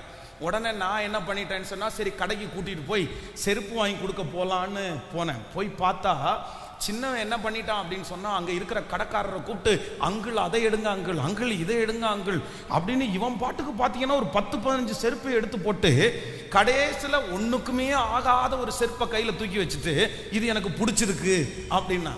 நான் உடனே சொன்னேன், எனக்கு என்னமோ இது நல்லா இருக்கிறது மாதிரி தெரியலன்னு. உடனே இல்லை எனக்கு ரொம்ப நல்லா பிடிச்சிருக்கு அப்படின்னா. சரி ஓகே நீ எடுத்துக்கோ அப்படின்னு. உடனே மூத்தவனை பார்த்து, நீ என்ன செலக்ட் பண்ணலையா அப்படின்னு கேட்டேன். கேட்ட உடனே அவன் என்ன சொன்னான் அப்படின்னா, எனக்கு எதை எடுக்கிறதுனே தெரியல டாடி, உங்களுக்கு எது பிடிக்குமோ அதை கொஞ்சம் எடுத்து கொடுங்க, நான் இங்கே உட்கார்றேன் அப்படின்னு உட்காந்துட்டான். இப்போ இது வரைக்கும் ரிலாக்ஸா நான் இருந்தேன், நீங்க என்ன வேணுமோ உங்களுக்கு பிரியமானது எடுத்துருங்க, நான் காசு கொடுத்து வாங்கி கொடுக்குறேன்னு. இப்ப மூத்தவன் மொத்த பொறுப்பையும் யார் கையில போட்டுட்டான்? என் தலை மேல போட்டான். இப்போ நான் ஒன்னொன்னா எடுத்து, ஏன் இப்ப நான் டேடி இல்லை, நான் அப்பா இல்லை, நான் எடுத்து கொடுக்கறது என்னவா இருக்கணும்?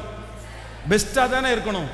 இந்த பொறுப்பு முழுக்க ஏன் தலை மேல போட்டதுனால நான் மண்டைய உருட்டி அப்புறம் உன்னை எடுத்து கொடுத்து கூட்டிட்டு வந்தேன். அப்போ நான் அந்த இடத்துல என்ன நினைச்சேன் அப்படின்னு சொன்னா, ஒரு பொறுப்பை வந்து பிள்ளை அப்பா கையில கொடுக்கும்போது அப்பாவுக்கு எந்த அளவிற்கு கரிசனை இருக்குதோ, என் பரமபிதா அதை விட கரிசனை உள்ளவன், அதை விட கரிசனை உள்ளவன்.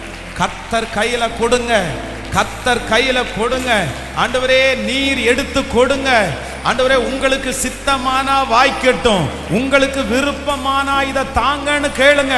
நான் நம்புறேன், நீ அறியாததும் உனக்கு எட்டாததுமான பெரிய காரியத்தை நீங்கள் நினைக்கிறதற்கும் வேண்டிக் கொள்ளுவதற்கும் அதிகமான காரியத்தை அப்பா நமக்கு செய்கிறதற்கு கர்த்தர் வல்லவரா இருக்கிறார். சோ நம்மிடத்துல செலக்ட் பண்றதற்கு ஆண்டவர் உரிமை கொடுத்திருக்கலாம், பணம் கொடுத்திருக்கலாம், என்ன கொடுத்திருந்தாலும் நீங்க எப்பவுமே எந்த பொருள் வாங்கினாலும் பணம் இருக்குன்னு வாங்கிராதீங்க சிஸ்டர், பிரதர். பணம் இருக்குன்னு வாங்கிராதீங்க பிரதர். உங்கள்கிட்ட அவ்வளவுதான் ஆள் இருக்குன்றதுக்காக வாங்கிராதீங்க பிரதர். நீங்க யூடியூப்ல பார்த்து பார்த்து அப்படியெல்லாம் பண்ண வேண்டாம். ஒரு வார்த்தை என்ன ஜெபம் பண்ணுங்கன்னா, ஏசப்பா ஏசப்பா எனக்கு பணம் கொடுத்துருக்கிறீங்க ஸ்தோத்திரம், எனக்கு ஆட்களை கொடுத்துருக்கிறீங்க ஸ்தோத்திரம், ஆனா இந்த பொருள் நீங்க பிளஸ் பண்ணி கொடுக்கிறதா, நீங்க ஆசீர்வச்சு தர்றீங்களா அப்படின்ற ஒரு வார்த்தை அந்த இடத்துல கர்த்தரை மட்டும் வைங்க. நான் எழுதி உங்களுக்கு தர்றேன், அந்த காரியம் உங்களுக்கு வெற்றியா இருக்கா இல்லையான்னு பாருங்க. அந்த காரியத்துல ஆண்டவர் உங்களோட இருக்கிறாரா இல்லையான்னு பாருங்க. எந்த இடத்துல வேதம் சொல்லுகிறது, என்னை கனப்படுத்துகிறவனை நானும் கனப்படுத்துவேன். கர்த்தரை கனப்படுத்துகிற பிள்ளைகளை ஆண்டவர் கனப்படுத்தாம விட மாட்டார். ஆமென். கர்த்தர் இன்று வாக்கு கொடுக்கிறார், நான் உங்களை தெரிந்து கொண்டேன். இந்த 12 சீடர்களா ஆண்டவர் வந்து தெரிந்து கொள்ளுகிற ஒரு சூழ்நிலை உண்டாகுது. உடனே ஆண்டவர் என்ன பண்றார் அப்படின்னா, அவர் தேவகுமாரன் தான், மனுஷனுடைய சிந்தை என்னன்னு அவருக்கு தெரியும், யார் எப்படி ஊழியம் செய்வாங்கன்னு தெரியும். ஆனா ஆண்டவர் என்ன பண்றார் அப்படின்னா, அவருக்கு தெரிந்து கொள்ளுகிறதுக்கு சக்தி இருந்தாலும் உடனே போய் தெரிஞ்சுக்காம அவர் 12 சீடர்களை தெரிஞ்சுக்கிறதுக்கு முன்னாடி அவர் என்ன பண்றாராமா, ராம் முழுதும் ஜெபம் பண்றாராம். ராம் முழுதும் ஜெபம் பண்றார். கர்த்தர் தேவ பிதா ஆண்டவர் வந்து ஒரு காரியத்தை ஒரு 12 பேரை ஊழியத்திற்காக தெரிந்து கொள்றதுக்கு முன்னாடி ஏசப்பா ஜெபம் பண்றாரு, இது சித்தமா அப்படின்னு. அப்போ ஆண்டவரே ஜெபம் பண்றாரு அப்படின்னா நம்ம ஜெபம் பண்ணாம ஒரு காரியத்தை நம்ம எடுக்கலாமா? நம்ம ஐடியா படி எடுக்கலாமா?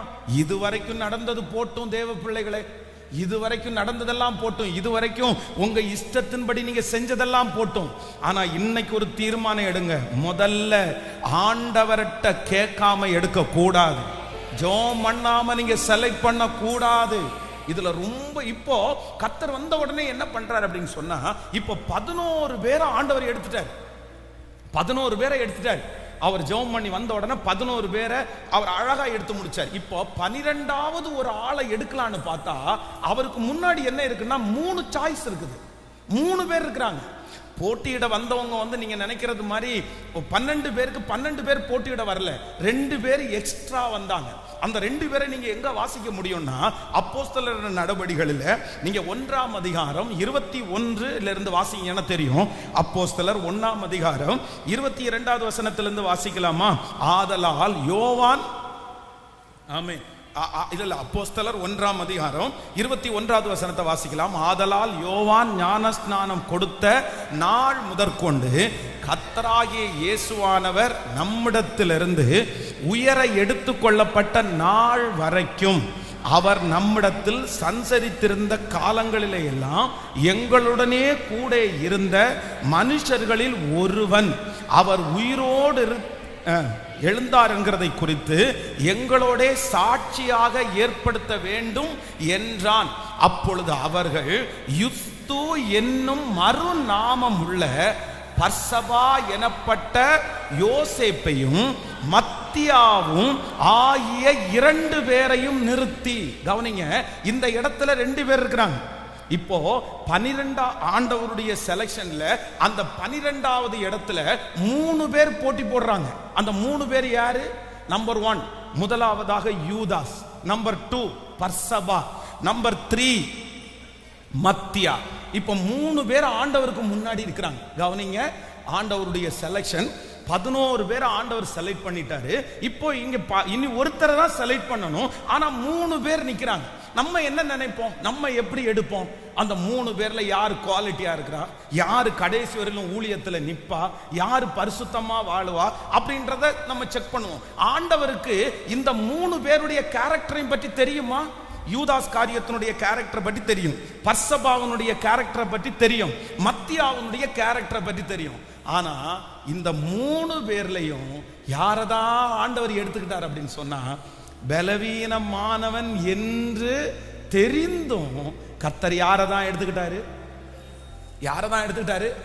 யூதாஸ் காரியத்தை தான் எடுத்துக்கிட்டாரு. பிரதர், சிஸ்டர், இந்த உலகத்துல நம்மளை விட எத்தனையோ நல்லவங்க இருக்கிறாங்க, நம்மளை விட எத்தனையோ நன்மை செஞ்சவங்க இருக்கிறாங்க.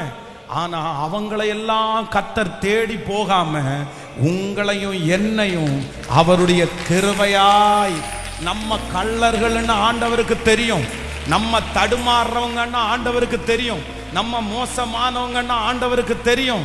ஆனா கூட நம்ம மேல ஆண்டவர் என்ன வச்சார் அப்படின்னா ஒரு நம்பிக்கை வச்சிருக்கிறாரு. எனக்கு ரொம்ப ஆச்சரியம் என்ன அப்படின்னு சொன்னா, இந்த யூதாஸ் காரியத்தை பலவீனமானவன் தெரியும். எதுல பலவீனமானவன்? எதுல பலவீனமானவன்? யூதாஸை பொறுத்த அளவில் பண விஷயத்துல பலவீனமானவன். இப்போ நீங்களும் நானுமா இருந்தா என்ன பண்ணுவோம்னு நினைக்கிறீங்க?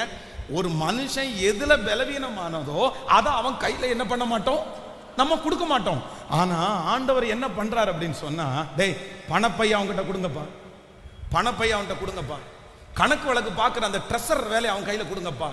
ஏன் அப்படின்னு சொன்னா, என் பிள்ளை எதுல பலவீனமா இருக்கிறானோ அதுல அந்த பொறுப்பை அவன் கொடுத்தாலும் அந்த இடத்துல பலனா நிக்கணும் அப்படின்றதுக்காக தான் கர்த்தர் அவன் கையில அந்த பொறுப்பை கொடுக்கிறார். ஆனா நம்மளை போலதான் சில நேரத்துல யூதாஸுக்கு அது தெரியல. ஆண்டவருடைய பிள்ளைகளே, நீங்கள் பலவீனர்கள் என்று தெரிந்தும் அந்த பொறுப்பை ஆண்டவர் உங்க கையில எதுக்கு கொடுத்தார் தெரியுமா? நீங்க விழுந்து போறதுக்கு இல்ல, நீங்க ஆண்டவரை தூசிக்கிறதுக்கு இல்ல.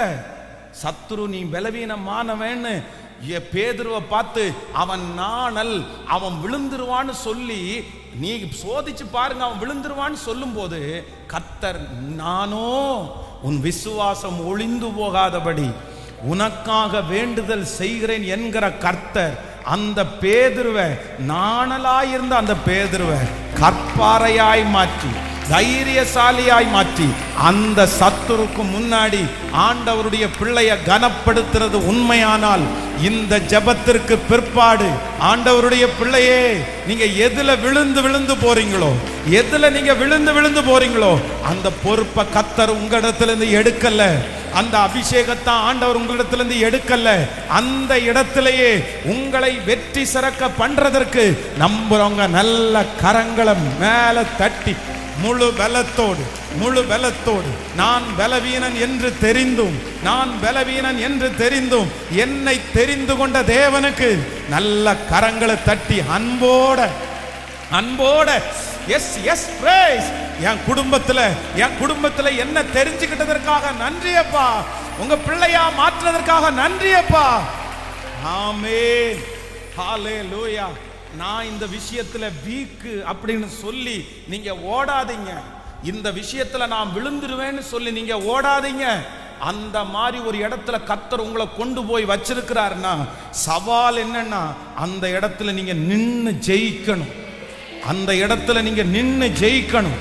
நான் விசுவாசிக்கிறேன் அதை குறிச்ச ஒரு வெறுப்ப கர்த்தர் உங்களுக்கு தருவார். உங்களிடத்திலிருந்து அதை முற்றிலுமாக ஆண்டவர் எடுத்து போடுவார். ஹalleluya. எத்தனையோ குடிகாரர்களை ஆண்டவர் மாத்தி இருக்கிறார்ல, உங்களை ஏன் மாத்த மாட்டாரு? அவ்வளவு செயின் ஸ்மோக்கரா இருந்த உங்களை ஒரே நாளில் அந்த சிகரெட்டு குறிச்ச ஒரு வெறுப்ப கர்த்தர் கொடுத்திருக்கிறார்ல, கர்த்தர் ஏன் நமக்கு தரமாட்டாரு? எனக்கு ஒரு நம்பிக்கை இருக்குது, நீங்க விழுந்து போகிற காரியத்துல நீங்க ஜெயிப்பீங்க. இந்த ஜெபத்திற்கு பிற்பாடு நீங்க ஜெயிப்பீங்க. ஆண்டவர் உங்களை ஜெயிக்க பண்ணுவார். இனி விழ போறது இல்லை. ஹalleluya. அப்படியே ஒரு ஜெபம் பண்ணுங்க பார்க்கலாம். ஏசப்பா, என்னை பற்றி தெரிந்திருந்தோம், என்னை பற்றி அறிந்திருந்தோம், கர்த்தர் உங்களுக்கு அந்த இடத்துல கர்த்தர் உங்களை கொண்டு போய் வைக்கிறதற்கு ஒரு நோக்கம் உண்டு, ஒரு திட்டம் உண்டு, ஒரு திட்டம் உண்டு. அந்த இடத்துல இனி விழுந்து போக மாட்டோம். இனி அந்த இடத்துல விழுந்து போக மாட்டோம். எஸ் எஸ், ஆமென் ஆமென். கர்த்தர் நீங்க கோவப்படுறவங்கன்னு தெரிஞ்சும் அந்த பொறுப்பை ஆண்டவர் உங்க கையில தந்திருக்கிறாரு. எஸ் எஸ், ஆமென். அந்த காரியத்துல ஆண்டவர் என்னை வெற்றி சிறக்க பண்ணுகிறதற்கு கர்த்தர் வல்லவர், கர்த்தர் வல்லவர், கர்த்தர் வல்லவர். ஆமென். மண்ணான மனிதன்னா என்னால் ஏதுமாகுமா? மண்ணான மனிதன்னா என்னால் ஏதுமாகுமா? உம் பிள்ளையாய் நான் வாழ முடியுமா? உம் பிள்ளையாய் நான் வாழ முடியுமா? சொல்லுவோம் எல்லாரும். பாவியன் மீது ஏன் இந்த அன்பு ஒன்றும் புரியலையே, சித்தம்மன் மீது வைத்திட்ட பின்பும் வாழ தெரியலையே, இன்னும் வாழ தெரி.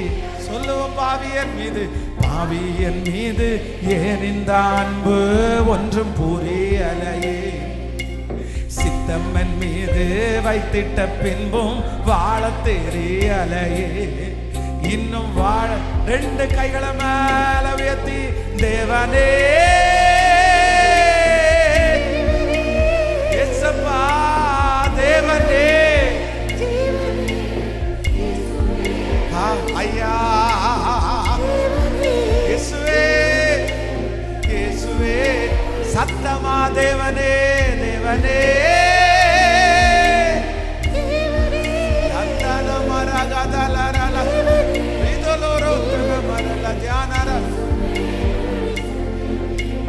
தேவனே என் ஜீவனே, இயேசுவே வழி சத்தியமே, பாவியன் மீது ஏன் இந்த அன்பு ஒன்றும் புரியலையே, சித்தம்மன் மீது வைத்திட்ட பின்பும் வாழ தெரியலையே, இன்னும் வாழ தெரியலையே, இன்னும் வாழ தெரியலையே.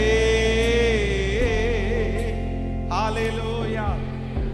பர்சபா, மத்தியா, யூதாஸ் அப்படின்ற 3 பேர் நிற்கும் போது என் ஏசப்பா பலமுள்ளவங்களை தேடாம பலவீனமான யூதாஸ் காரியத்தையே கர்த்தர் தெரிஞ்சுக்கிட்டார்.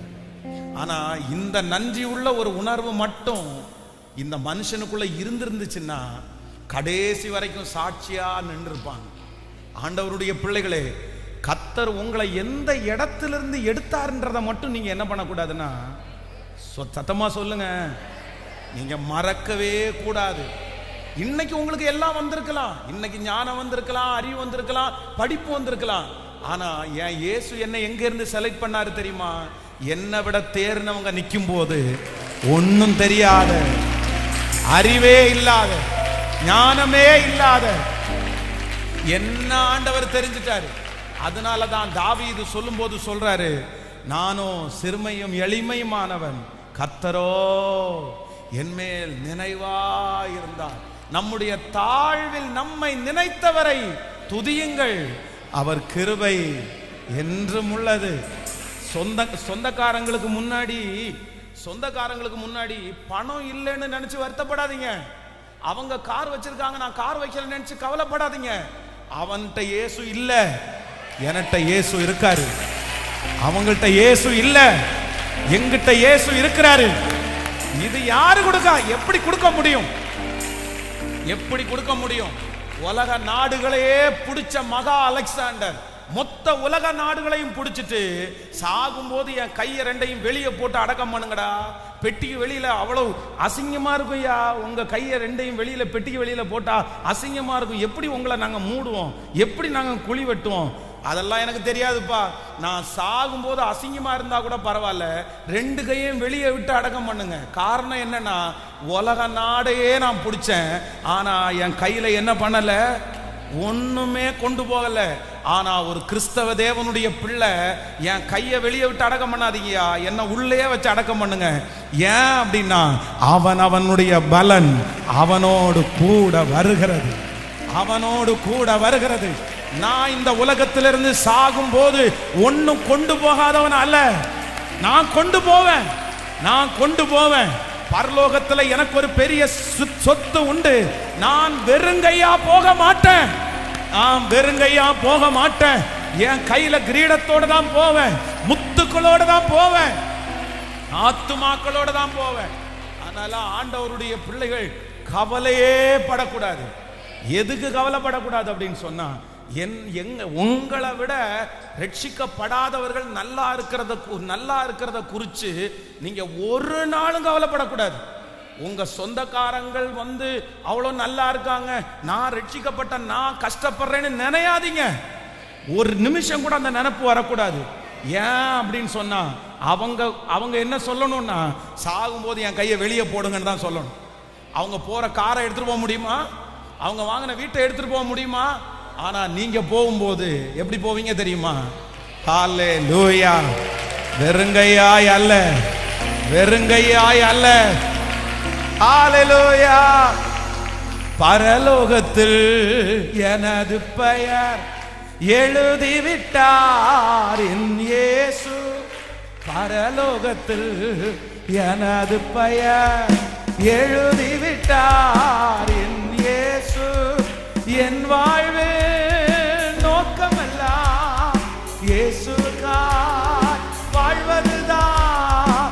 என் வாழ்வு நோக்கமெல்லாம் இயேசுக்காய் வாழ்வதுதான். சர்வ வல்லவர் என் சொந்தமானா, சாவை வென்றவர் என் ஜீவனானா. சர்வ வல்லவர் என் எஜமான, சாவை வென்றவர் என் மணவாளன். சர்வ வல்லவர் என் சொந்தமனா, சாவை வென்றவர் என் ஜீவனானா. சர்வ வல்லவர் என் எஜமான், சாவை வென்றவர் என் மணவாளன். ஹல்லேலூயா. ஆமென். இந்த ஆண்டவருடைய செலக்ஷனை நினைச்சு இந்த வார்த்தையை ஆண்டவர் இன்னைக்கு பேசும்போது அப்படியே நான் மகிழ்ந்துட்டேன். என்னுடைய இருதயமெல்லாம் சந்தோஷப்பட்டுச்சு. ஆண்டவரே, என் கையில் அந்த செலக்ஷனை கொடுத்திருந்தார், நான் பர்சபாவையோ இல்லைன்னா மத்தியா ரொம்ப நல்ல ஆள், பர்சபா ரொம்ப நல்ல ஆள், இவங்களை யாரையாவது ஒருத்தரை செலக்ட் பண்ணி இவன் வேண்டான்னு விட்டுருப்பேன். ஆனா என்ன போய் தெரிஞ்சுட்டு, என் குடும்பத்திலேயே மதிக்கவே முடியாத என்ன போய் தெரிஞ்சுக்கிட்டு, பலவீனமான என்ன தெரிஞ்சுக்கிட்டு, இந்த உலகத்திலேயே மோசமான என்ன தெரிஞ்சுக்கிட்டு, நீர் எனக்குள்ள நீர் மகிமைப்படுறதற்கு நான் கொஞ்சம் கூட என்ன உள்ளவன் அல்ல, தகுதி உள்ளவனே அல்ல. ஸோ இந்த வசனத்தை தியானிச்சுட்டே இருக்கும்போது வேதத்தில் ஆண்டவர் தன்னுடைய அற்புதத்தை செய்கிறதற்கு ஒரு பர்சனை ஆண்டவர் தெரிந்து கொள்ளுகிறார். அப்படின்னா தன்னுடைய மிராக்கிளை ஆண்டவர் அவனுக்கு செய்ய போறார். அவருடைய அற்புதத்தை அந்த மனுஷனுக்கு தெரிய போறார். ஒரு பெரிய கூட்டம், திரள் கூட்டம் பேரு, அத்தனை பேரும் அற்புதத்திற்காக எதிர்பார்த்துட்டு இருக்கிறாங்க. அத்தனை பேருக்கும் நன்மைக்காக எதிர்பார்த்துட்டு இருக்கிறாங்க. ஆனா அந்த கூட்டத்திலேயே ஆண்டவர் ஒரே ஒரு பர்சனை தெரிந்து கொண்டு அந்த ஒரே ஒரு நபருக்காக டிராவல் பண்ணி வந்து யாருக்கும் தெரியாம சைலண்டா ஆண்டவர் என்ன பண்றாருன்னா ஒரு அற்புதத்தை செஞ்சுட்டு போயிடுறாரு. அந்த மாதிரி ஒரு சம்பவத்தை வேதத்தில் வாசிச்ச உடனே எனக்கு ரொம்ப ஆச்சரியமா இருந்துச்சு. அதை உங்களோடு சொல்லி உங்களுக்காக ஜெபித்து நம்ம கடந்து போக போறோம். ஆண்டவர் ரொம்ப நல்லவர். ஹல்லேலூயா. கர்த்தர் வாக்கு கொடுக்கிறார், நான் உங்களை தெரிந்து கொண்டேன். You are selected. நீங்க செலக்ட் பண்ணப்பட்டீங்க. கர்த்தர் உங்களை தெரிந்து கொண்டார். உங்க குடும்பத்தில் அத்தனை பேரையும் நிக்க வச்சுட்டு பரலோகம் உங்களை செலக்ட் பண்ணுது.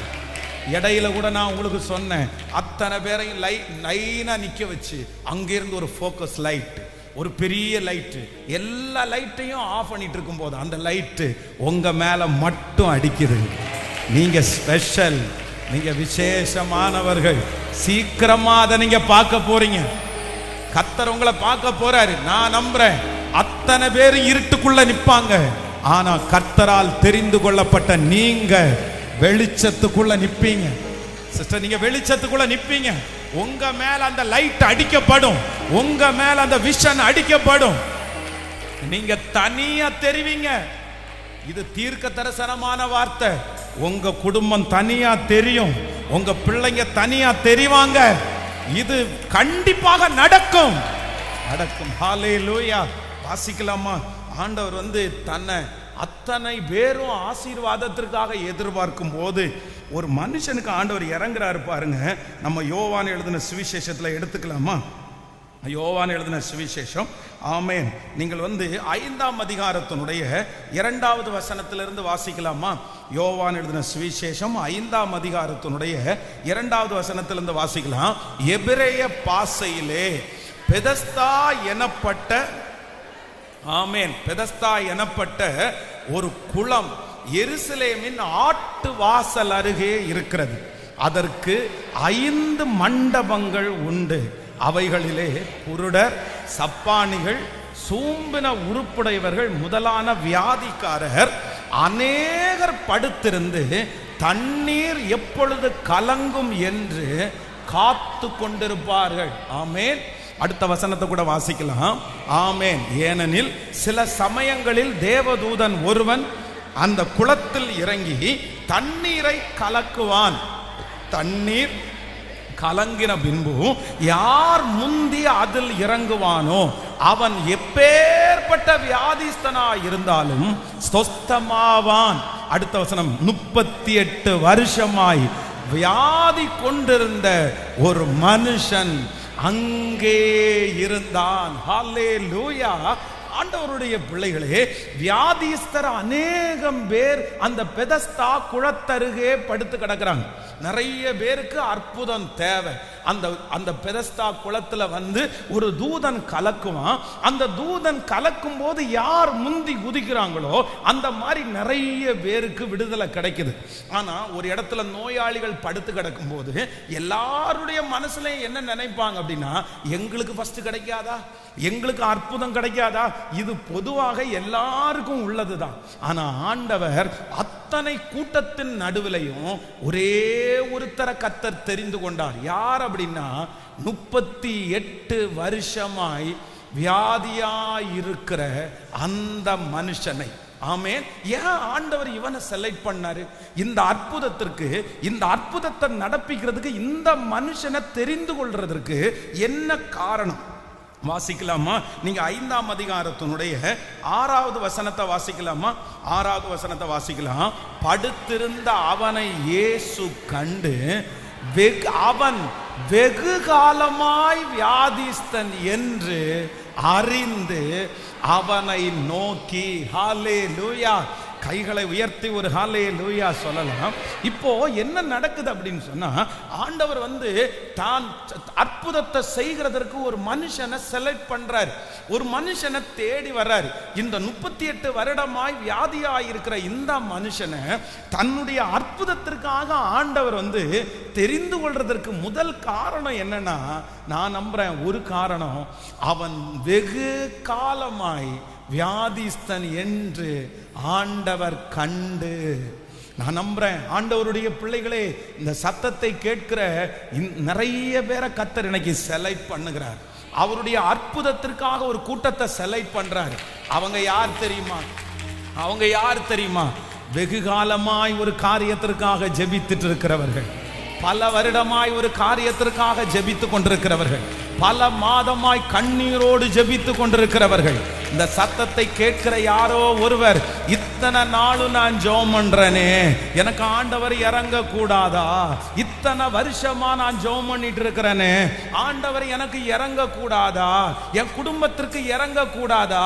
இந்த ஜெபம் ஆரம்பிச்ச நாளிலிருந்து இன்னைக்கு வரைக்கும் தவறாம நான் ஜெபம் பண்றேனே, கர்த்தர் எனக்கு இறங்க கூடாதா? இன்றைக்கு ஆண்டவர் வாக்கு கொடுக்கிறார். அத்தனை பேர் இருந்தாலும் வெகு காலமாய் வியாதிஸ்தன் என்று கர்த்தர் கண்டு உங்களுடைய அநேக நாட்களுடைய சிறையிருப்பு மாற போகிறது. பல வருடங்களாக நீங்கள் சுமக்கிற பிரச்சனைக்கு ஒரு தீர்வு வர போகிறது. பல வருடங்களாக நீங்கள் பார்க்கிற அவமானத்திற்கு இந்த ஜெபம் முடிகிறதற்குள்ளே கர்த்தர் ஒரு பெரிய தீர்வை தரப்போகிறார். நீங்கள் வெகு காலமாய் வியாதியாய் இருக்கிறீர்கள் என்று கர்த்தர் காண்கிறார். கர்த்தருக்கு தெரியும். ஹல்லேலூயா. நான் பார்க்க முடியாது. நான் உங்களை பார்க்கும்போது எப்படி பார்ப்பேன் தெரியுமா? எல்லாருக்கும் ஒரே மாதிரி தான். நீங்க எத்தனை வருஷமா பிரச்சனையை சுமக்கிறீங்கன்னு நான் கண்டுபிடிக்க முடியாது. சிலர் சிரிச்சுட்டே பதில் சொல்லுவாங்க. அந்த பிரச்சனை 10 வருஷமா இருக்கும். ஆனா சிரிச்சுட்டே, ஆமா பாஸ்டர், நடக்கல பாஸ்டர், அதை வச்சு கணிக்க முடியாது. ஆனா இப்போ ஒரு நாளைக்கு முள்ள பிரச்சனை இருக்கிறவங்க நிறைய பேர் அழுதுட்டே சொல்லுவாங்க. அப்போ உங்களுடைய பிரச்சனை எவ்வளவு காலமா இருக்குன்றத மனுஷன் கண்டுபிடிக்க முடியாது. ஆனா கர்த்தருக்கு தெரியும்.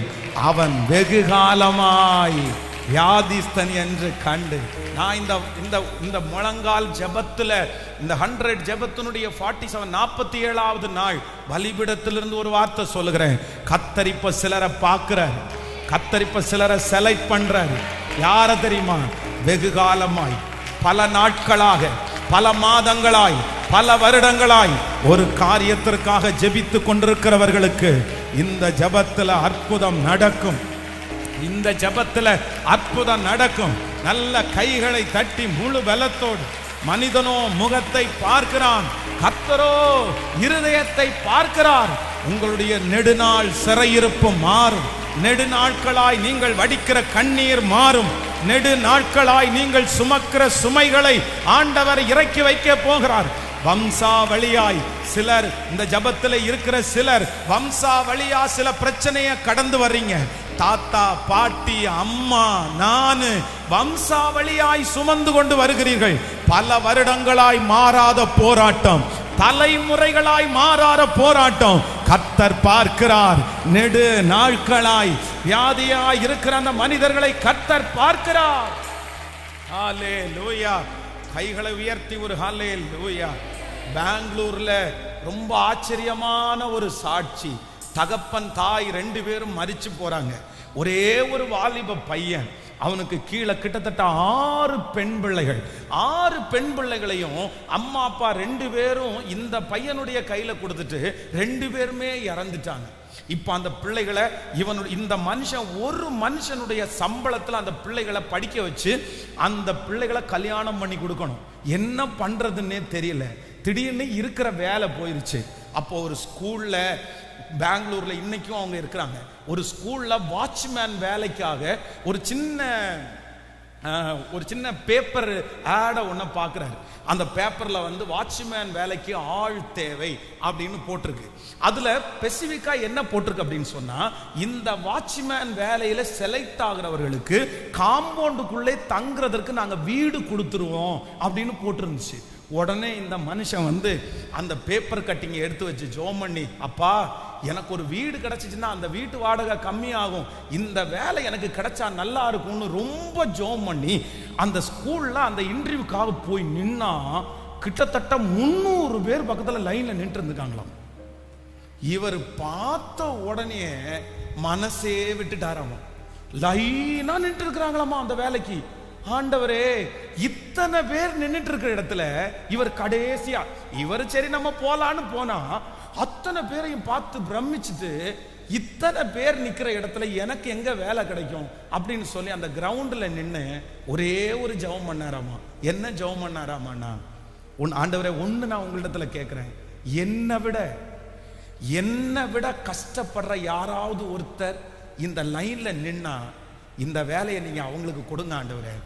இல்ல நான் தான் ரொம்ப கஷ்டத்துல இருக்கிறேன்னு நீங்க நினைச்சீங்கன்னா இந்த வேலை எனக்கு கிடைக்கட்டும்னு ஜெபம் பண்ணாராம். நீங்க நம்ப மாட்டீங்க, இன்டர்வியூ நடந்துருச்சு. இன்டர்வியூ நடந்ததுல யாரை செலக்ட் பண்ணாங்கன்னா இவரை செலக்ட் பண்ணாங்க. அவருக்கு இந்த வேலை கிடைச்சிருச்சு. வேலை கிடைச்சு தன்னுடைய தங்கச்சிங்க எல்லாருக்கும் அந்த ஸ்கூல் காம்பவுண்டுக்குள்ளே வீடு இன்றைக்கும் இருக்காங்க.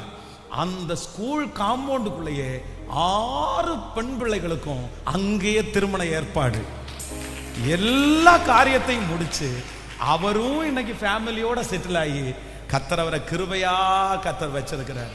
நான் நம்புறேன் யாரோ ஒருத்தர் உடைஞ்சு போயிருக்கலாம். பாஸ்டர், இந்த கூட்டத்திலேயே இந்த சத்தத்தை கேட்கறதுலயே யார் ரொம்ப கஷ்டப்படுறாங்கன்னு யாராவது கேட்டா என்னதான் பாஸ்டர் சொல்ல முடியும்?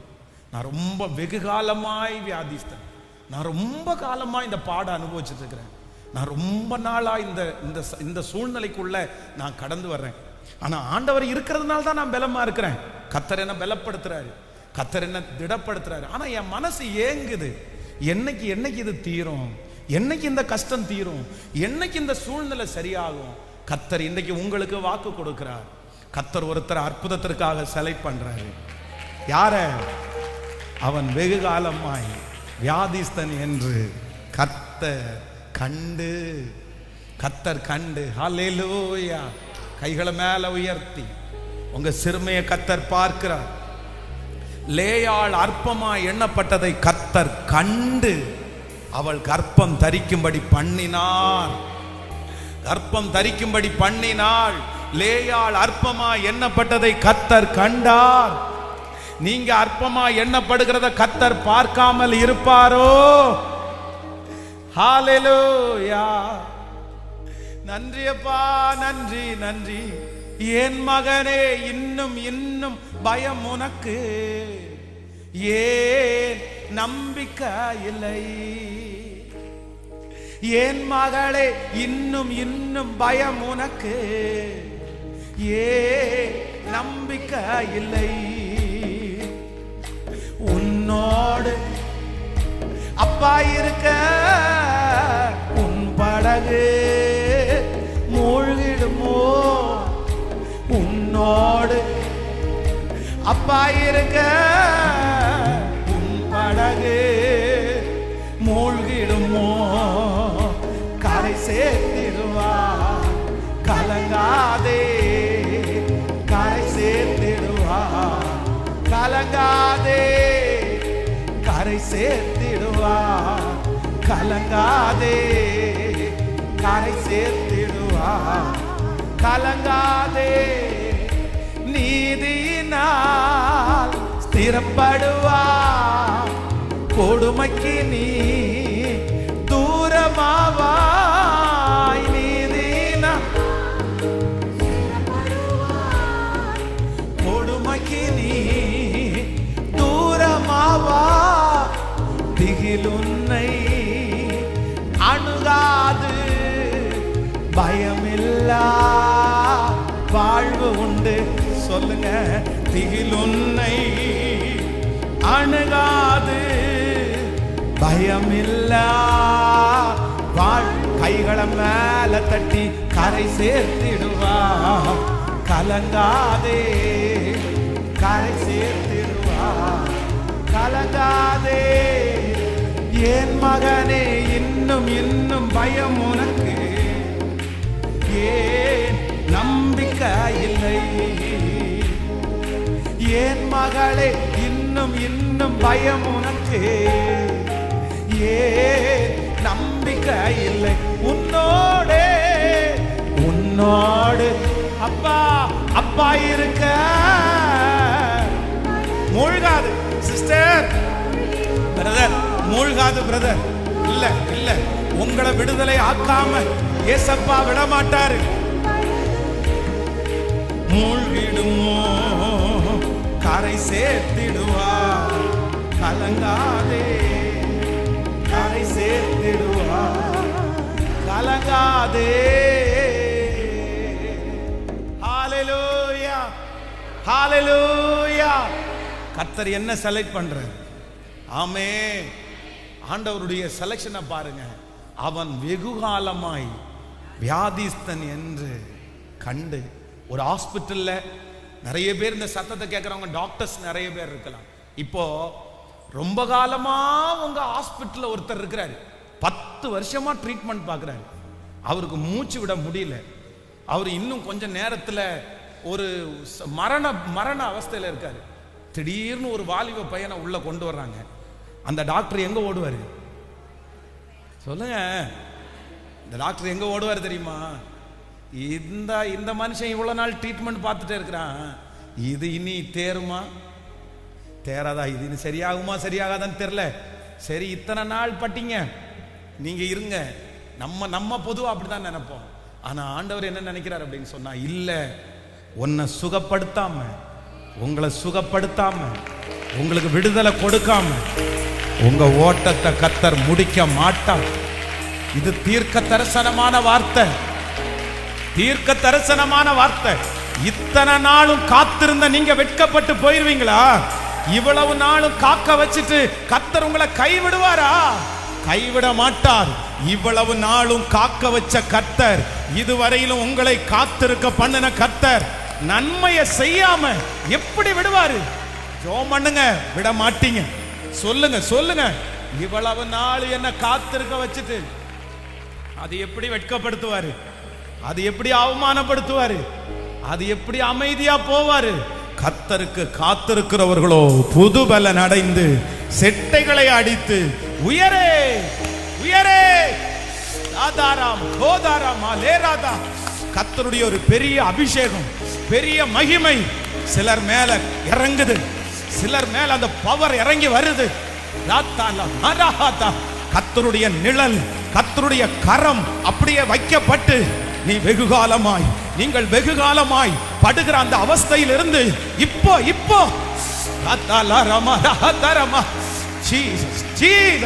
என்னுடைய முழங்கால் வலிக்க வலிக்க வலிக்க நான் இந்த ஜபத்தை பண்றேன். நடக்குது. இல்ல அம்மா, நீங்க வெகுகாலமா போராடிட்டு இருக்கிறத கர்த்தர் பார்க்கிறாரு. பிரதர், வெகுகாலமா போராடி இருக்கிறத கர்த்தர் பார்க்கிறாரு. ஸ்தோத்திரம் ஸ்தோத்திரம் ஸ்தோத்திரம் ஸ்தோத்திரம் ஸ்தோத்திரம். வெகுகாலமாய் போராடிட்டு இருக்கிற அந்த காரியத்தை கர்த்தர் பார்க்கிறார், கர்த்தர் பார்க்கிறார். ஹல்லேலூயா. நம்பர் 2, இரண்டாவதாக இந்த ஆண்டவருடைய செலக்ஷனை பாருங்க, ரொம்ப ஆச்சரியமா இருக்குது. யோவான் எழுதின சுவிசேஷம் 5ஆம் அதிகாரத்தினுடைய 4வது வசனத்தை வாசிக்கலாமா? 5ஆம் அதிகாரம் 4வது வசனம். ஏனெனில் சில சமயங்களிலே தேவதூதன் ஒருவன் அந்த குளத்தில் இறங்கி தண்ணீரை கலக்குவான். தண்ணீர் கலங்கின பின்பு யார் முந்தி அதிலே இறங்குவானோ அவன் எப்பேற்பட்ட வியாதிஸ்தனா இருந்தாலும் அவன் சொஸ்தமாவான். வாசிக்கலாம். 38 வருஷமாய் வியாதி கொண்டிருந்த ஒரு மனுஷன் அங்கே இருந்தான். ஆமென். படுத்திருந்த அவனை இயேசு கண்டு அவன் வெகுகாலமாய் வியாதிஸ்தன் என்று அறிந்து அவனை நோக்கி, சொஸ்தமாக வேண்டும் என்று விரும்புகிறாயா என்று கேட்டார். அதற்கு வியாதிஸ்தன், ஆண்டவரே, தண்ணீர் கலக்கப்படும் போது என்னை கொண்டு போய் குளத்திலே விடுவதற்கு ஒருவரும் இல்லை. நான் போகிறதற்குள்ளே வேறு ஒருவன் எனக்கு முந்தி இறங்கி விடுகிறான் என்றான். ஹல்லேலூயா. கவனிங்க. இரண்டாவதாக, இந்த பெதஸ்தா குளத்தின் கருகே எத்தனையோ வியாதிஸ்தர் படுத்து கிடக்குறாங்க, எத்தனையோ நோயாளிகள் அந்த இடத்துல இருக்கிறாங்க. அந்த இடத்துல யாரையுமே செலக்ட் பண்ணாம இந்த 38 வருடமாய் வியாதியா இருக்கிற இந்த மனுஷனை ஆண்டவர் தெரிஞ்சுக்கிறதுக்கு ரெண்டாவது ஒரு ரீசன் இருக்குது, ரெண்டாவது ஒரு காரணம் இருக்குது. முதல் ரீசன் என்ன அப்படின்னு சொன்னா, நீ ரொம்ப நாளா சிக்கா இருக்கப்பா, நீ ரொம்ப நாளா சிக்கா இருப்பா, அதனால உன்னை விடுதலையாக்காம நான் போக மாட்டேன். நம்பர் 2, இரண்டாவதாக இந்த வியாதிஸ்தன் என்ன சொல்றாருன்னா, ஆண்டவரே இந்த குளம் கலக்கப்படுறது உண்மைதான், தூதன் வர்றதும் உண்மைதான், நிறைய பேர் குதிச்சு அற்புதத்தை பெற்றுக்கொள்றதும் உண்மைதான். ஆனா ஒரு ரொம்ப தோல்வியான ஒரு விஷயம் என்ன அப்படின்னா, என்ன கொண்டு போய் விடுறதுக்கு யாருமே இல்லை. என்ன கொண்டு போய் விடுவதற்கு எனக்கு அற்புதம் நடக்குமா நடக்காதா தெரியாது, நீர் யாருன்னு எனக்கு தெரியாது. ஏன்னா இயேசுவை குறித்து அவனுக்கு தெரியாது. அவன் வெளியே இறங்கி போகும்போது கேட்குறாங்க, உன்னை சந்திச்சவர் யாருன்னு கேட்டா எனக்கு தெரியாது. அடுத்த நாள் தேவாலயத்தில் போகும்போது தான் அவர் இயேசுன்னு கண்டுபிடிச்சி எல்லா பேருக்கும் கூப்பிட்டே சொல்றான், அவர் இயேசு தான் என்னை சுகப்படுத்தினார். அந்த அளவுக்கு வைராக்கியம் ஆயிட்டான் இந்த மனுஷன். அப்போ என்னை கொண்டு போய் விடுவதற்கு யாருமே இல்லை. நான் நம்புறேன். ரெண்டாவது, அவர் ஒரு அற்புதம் செய்கிறதுக்கு ஒருத்தரை செலக்ட் பண்றாரு. யார தெரியுமா? ஆண்டவரே இந்த பிரச்சனையிலிருந்து என்னை யாருமே என்ன பண்ண முடியாது, விடுதலையாக்க. இந்த சத்தத்தை கேட்கிற யார் ஒருத்தர் என்னை கொண்டு போய் விடுவதற்கு யாருமே இல்லை, யாருமே இல்லை. எனக்கு இந்த கடனம் யாராலும் முடிக்க முடியாது, என்னை யாராலும் இந்த காரியத்துல தூக்கி எடுக்க முடியாது. நான் தனிமை பாஸ்டர். யார் நினைச்சாலும் இந்த பிரச்சனையிலிருந்து என்னை விடுதலையாக்க முடியாது. எனக்கு ஒரு வழி எனக்கு கண்ணுக்கு முன்னாடி தெரியுது, ஆனா அந்த வழியில போலான்னு நினைச்சா அந்த வழியில என்னை கொண்டு போய் விடுவதற்கு யாருமே இல்லை. என் கண்ணு முன்னாடி அற்புதம் நடக்குது, என் கண்ணு முன்னாடி நிறைய பேர் ஓடுறாங்க, ஆனா நான் ஓடலான்னு நினைச்சா எனக்கு பலன் இல்லை. என்னை கொண்டு போய் விடுவதற்கு யாரும் இல்லை. என்னை யார் தூக்கி எடுக்க முடியும்? எங்க அம்மாவால முடியாது, எங்க அப்பாவால முடியாது, என் சொந்தக்காரங்களால முடியாது. நான் அப்படிப்பட்ட ஒரு பிரச்சனையில சிக்கி இருக்கிறேன், நான் அப்படிப்பட்ட ஒரு சூழ்நிலையில சிக்கி இருக்கேன். யார்கிட்டையும் எனக்கு ஷேர் பண்றது கூட முடியாது, யார்கிட்டையும் சொல்லவே முடியாது. ஆனா ஆண்டவருடைய செலக்ஷன் எங்க வருது அப்படின்னு சொன்னா, கர்த்தர் சொல்றாரு, நீ ஒன்னும் கவலைப்படாத, நான் உனக்கு ஒரே ஒருத்தனுக்காக. கவனி, இந்த இடத்துல எனக்கு ரொம்ப பிடிச்சது என்னன்னா, அங்க இருக்கிற அத்தனை பேருக்குமே அற்புதம் எங்க விழுந்த அற்புதம் நடக்குது, எங்க விழுந்து குளத்துல விழுந்த அற்புதம் நடக்குது. ஆனா அந்த குளத்தின் கரையிலேயே படுத்திருந்து டைரக்டா குளத்துக்குள்ள விழாமலே, தண்ணீர் கலக்கப்படும் போது குதிக்காமலே, ஸ்பெஷல் மிராக்கிள், ஸ்பெஷல் அற்புதம் கர்த்தர் தீர்க்க தரிசனமாய் வாக்கு கொடுக்கிறார். அம்மா, ஆண்டவர் உங்களுக்கு செய்ய போகிற அதிசயம் ஸ்பெஷல், யாருக்குமே செய்யாதது.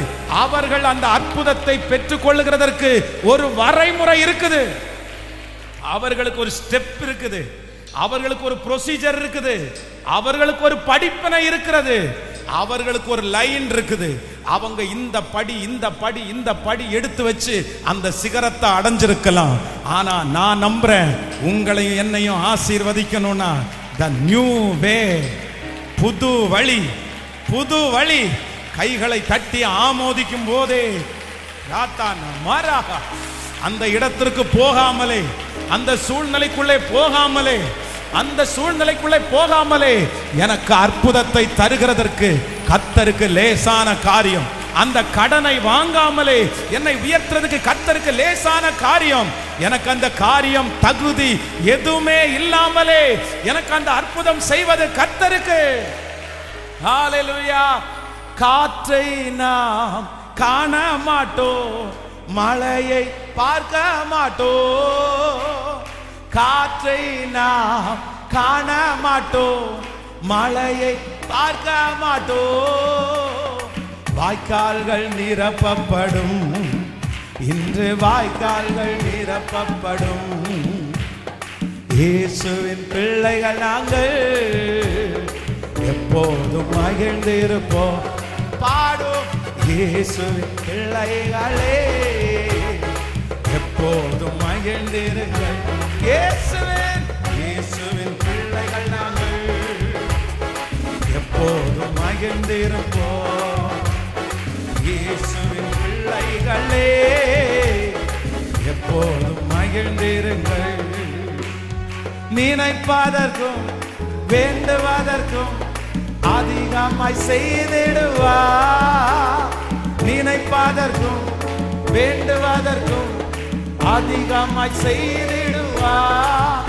இயேசு அதிசயம் செய்திடுவார். இயேசு அதிசயம் செய்திடுவார். இயேசுவின் பிள்ளைகள் நாங்கள் பாடுவோம். ஹல்லேலூயா.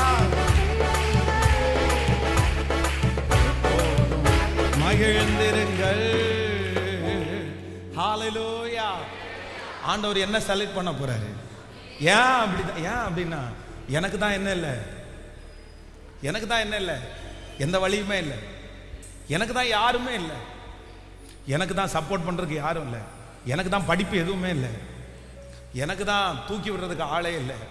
ஆனா ஆண்டவருடைய கரம் யாரை நோக்கி வருது அப்படின்னு சொன்னா, எனக்கு தெரியும்ப்பா, எனக்கு தெரியும்ப்பா, இந்த கூட்டத்திலேயே எல்லாருக்கும் அம்மா இருக்காங்க, அப்பா இருக்காங்க, எல்லாருக்கும் தோள் கொடுக்கறதுக்கு ஆள் இருக்காங்க. ஆனா உனக்கு மட்டும்தான் யாருமே, உன் பிள்ளைக்கு மட்டும்தான் யாருமே, உன் குடும்பத்துக்கு மட்டும்தான் யாருமே. நீ தனியானவன் எனக்கு தெரியும், நீ தனியா போராடுறேன்னு எனக்கு தெரியும், நீ ஒரே ஆளா சுமந்துட்டு இருக்கேன்னு எனக்கு தெரியும். டோன்ட் வரி, நீ ஒரி பண்ணிக்காத, உனக்கு நான் இருக்கிறேன், உனக்கு நான் இருக்கிறேன், நான் உனக்கு நான் இருக்கிறேன். உங்க அப்பா உனக்கு உதவி செய்யல, நான் உனக்கு உதவி செய்வேன். உன் அம்மா உதவி செய்யல, நான் உனக்கு உதவி செய்வேன். உன்னை உதவி செய்யணும்ன்றவங்க நிறைய பேர் உனக்கு உதவி செய்யல. அவங்க நினைச்சிருந்தா உதவி செய்யலாம், ஆனா உதவி செய்யல. ஆதரவற்று நீ இருக்கிற, பலன் இல்லாம நீ இருக்கிற. நீ 1000 ரூபாய் கேட்டா யாருமே தரமாட்டாங்க, அந்த சூழ்நிலையில நீ இருக்கிற. ஆனா நான் என்ன பண்றேன் அப்படின்னு சொன்னா, உனக்கு எல்லாரும் போகிற பாதை அல்ல. எனக்கு ரொம்ப ஆச்சரியமா இருந்துச்சு, ஏசப்பா வர்றாரு அப்படின்னு சொன்னா எப்படி இருக்கும்னு நினைக்கிறீங்க? ஒருவேளை அவர் வர்றதுக்கு ஒரு அரை மணி நேரத்துக்கு முன்னாடி பெதஸ்தா குளத்துல ஒரு மைக்ல ஒரு அனௌன்ஸ்மெண்ட், இன்று கர்த்தராகிய இயேசு கிறிஸ்து பெதஸ்தா குளத்திலே ஸ்பெஷல் சீஃப் கெஸ்டா வராரு அப்படின்னு ஒரு அனௌன்ஸ் கொடுத்தா எப்படி இருக்கும்னு நினைக்கிறீங்க? அவ்வளவுதான். 38 வருடமா வியாதியா இருக்கிற இந்த மனுஷன் பக்கத்துல ஆண்டவர் வர்றதுக்கு முன்னாடியே அங்கேயே நிப்பாட்டி அத்தனை பேரும் அற்புதத்தை பெற்று கொண்டிருப்பாங்க. ஆனா ஆண்டவர் ஒன்னும் தெரியாம சைலண்டா வந்துட்டு அவனை மட்டும் பார்த்து அந்த மனுஷனை மட்டும் பார்த்து சுகப்படுத்திட்டு கர்த்தர் உதவி செய்துட்டு, உதவியற்று இருக்கிற அந்த ஒரு மனுஷனுக்காக என் தேவன் வருவதற்கு நல்லவராய். ஹல்லேலூயா. எனக்கு யாரும் இல்லைன்னு நான் எப்ப நினைக்கிறேனோ அப்போ என் கூட ஒருத்தர் இருக்கிறார் என்கிறத கண்டிப்பா ஆண்டவர் அதை செஞ்சிருவார். ஹல்லேலூயா. நான் என்னுடைய தனிமையின் பாதையில் அவர் என்ன பண்ணுவார், என்ன தோளில் தூக்கி சுமக்கிறதற்கு கர்த்தர் வல்லவராய் இருக்கிறார். ஆமென். பிரதர், எதை குறிச்சும் கவலைப்படாதீங்க. இந்த சத்தத்தை எந்த ஊர்ல இருந்து கேட்டாலும், எந்த நாட்டில இருந்து கேட்டாலும், ஸோ லைவ்ல கேட்டுட்டு இருக்கிறவங்கள்ட்ட கூட நான் சொல்றேன், நீங்க டோன்ட் வரி, உரி பண்ணிக்காதீங்க. நீங்க எப்போ உதவியற்று இருக்கிறீர்களோ அப்பொழுது யாருடைய கரம் தோன்றும்னா கர்த்தருடைய கரம், ஆண்டவருடைய கரம், ஆண்டவருடைய கரம் போட்டும் அந்த ஹெல்ப் எல்லாம் போறது தான் நல்லது, அந்த உதவிகள் எல்லாம் மறுக்கப்படுகிறது தான் நல்லது. ஏன் அப்படின்னா முழுக்க கர்த்தரே உங்களுக்கு செய்யணும்னு நினைக்கும் போது, ஹல்லேலூயா, ஹல்லேலூயா. நானும் நிறைய பேரை பார்த்துருக்கிறேன். இந்த மனுஷன் தூக்கி விடுறான் பாருங்களேன், மனுஷன் ஹெல்ப் பண்றான் பாருங்களேன். ஐயோ கொடுமை. முடிஞ்ச வரைக்கும் அவங்க நம்மளை தூக்கி விடாம இருக்கிறது, ஹெல்ப் பண்ணாம இருக்கிறது ரொம்ப நல்லது. இல்லைன்னா என்ன பண்ணுவாங்கன்னு தெரியுமா? ஒருவேளை அவங்க கொஞ்சம் தூக்கி விட்டு நம்ம மேல வந்துட்டோம்னு வச்சுக்கோங்களேன், சொல்லுவாங்க பாருங்க, எங்க போனாலும் என்ன சொல்லுவாங்க தெரியுமா? நான் தாங்க கொடுத்தேன். அதுக்கு வேற ரொம்ப அசுத்தமா வேற பேசுவாங்க. அந்த நாய் ஒன்றும் இல்லாம இருந்துச்சு, நான் தான் காப்பாத்தி விட்டேன், நான் கொடுத்த பன்னு துண்டை வாங்கி சாப்பிட்டுட்டு அது இப்போ கொலைக்குது பாருங்க. என்ன வார்த்தை! ஏன்? அவங்க கொடுத்தாங்களாம், அவங்க நம்மளை தூக்கி விட்டாங்களாம்.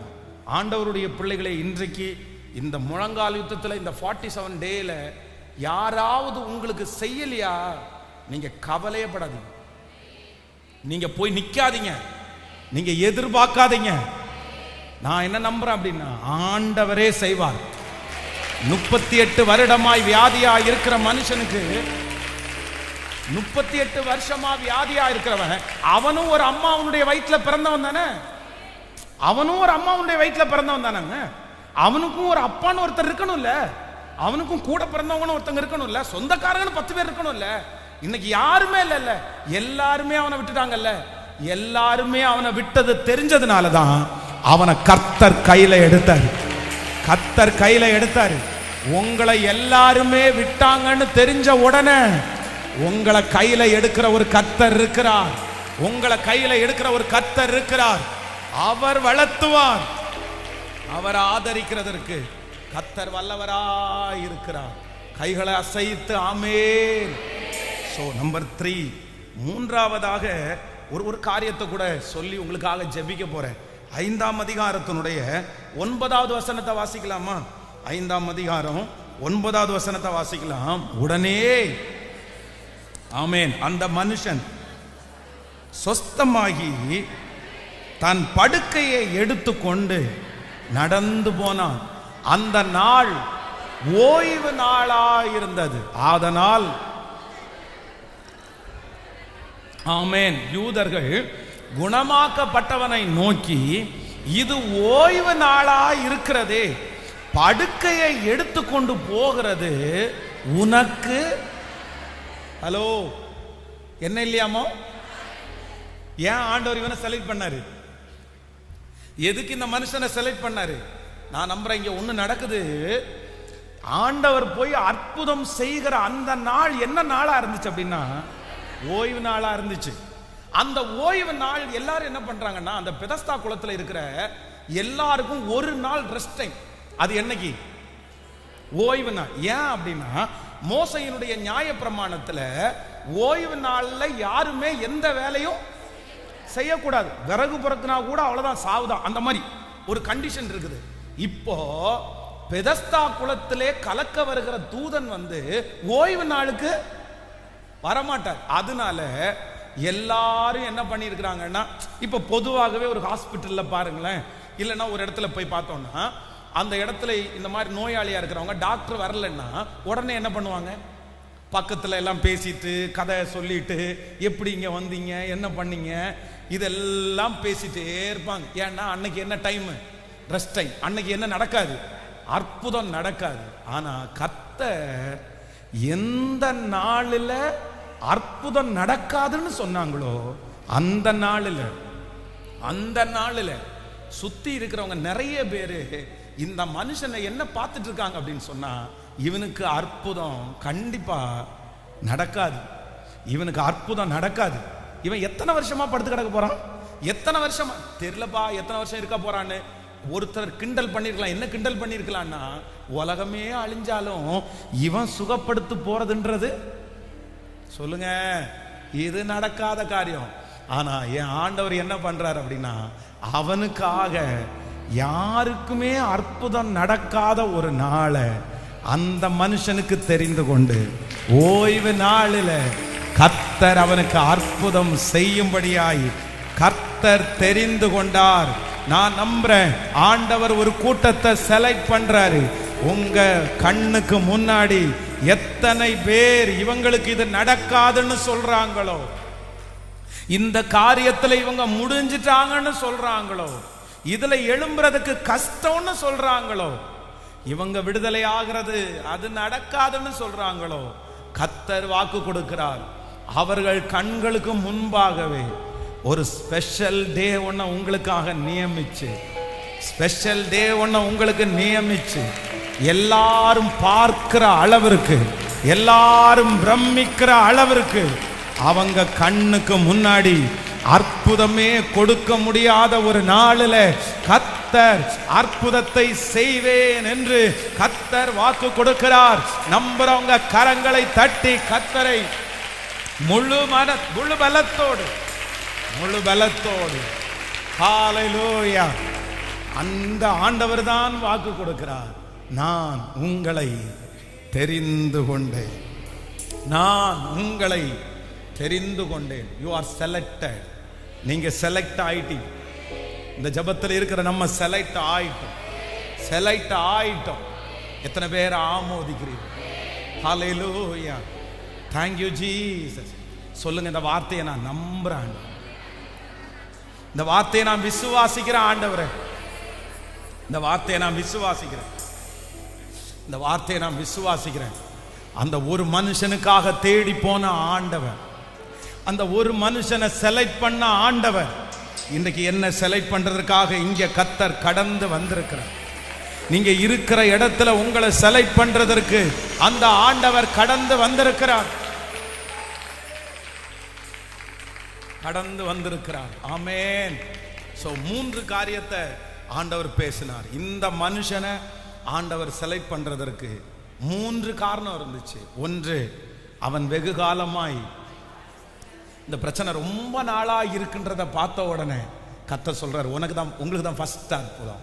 நம்பர் 2, ரெண்டாவது, என்னை விடுதலையாக்குறதுக்கு யாருமே இல்லைன்னு தெரிஞ்ச உடனே ஆண்டவர் உடனே சொல்றாரு, கண்டிப்பா உனக்கு என்ன இருக்குன்னா விடுதலை இருக்குது. நம்பர் 3, மூன்றாவது, இவனுக்கு விடுதலையே கிடைக்காதுன்னு சுத்தி இருக்கிறவங்க அத்தனை பேரும் தீர்மானம் பண்ணதுனால கர்த்தர் வாக்கு கொடுக்கிறாரு, என் அற்புதத்துல முதலிடத்துல யார் தான் இருக்கேன்னா கர்த்தர் உங்களை தான் வச்சிருக்கேன்.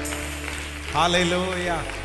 ஸோ அப்படியே எல்லாரும் எழும்பி நின்று, நாளைக்கு ஒரு 1ஆம் தேதிய புது மாதத்துல ஆண்டவர் நம்மளை காலடி எடுத்து வைக்க பண்ண போறாரு. புது மாதம் நமக்கு ஆசீர்வாதமாய் அமைய போகுது.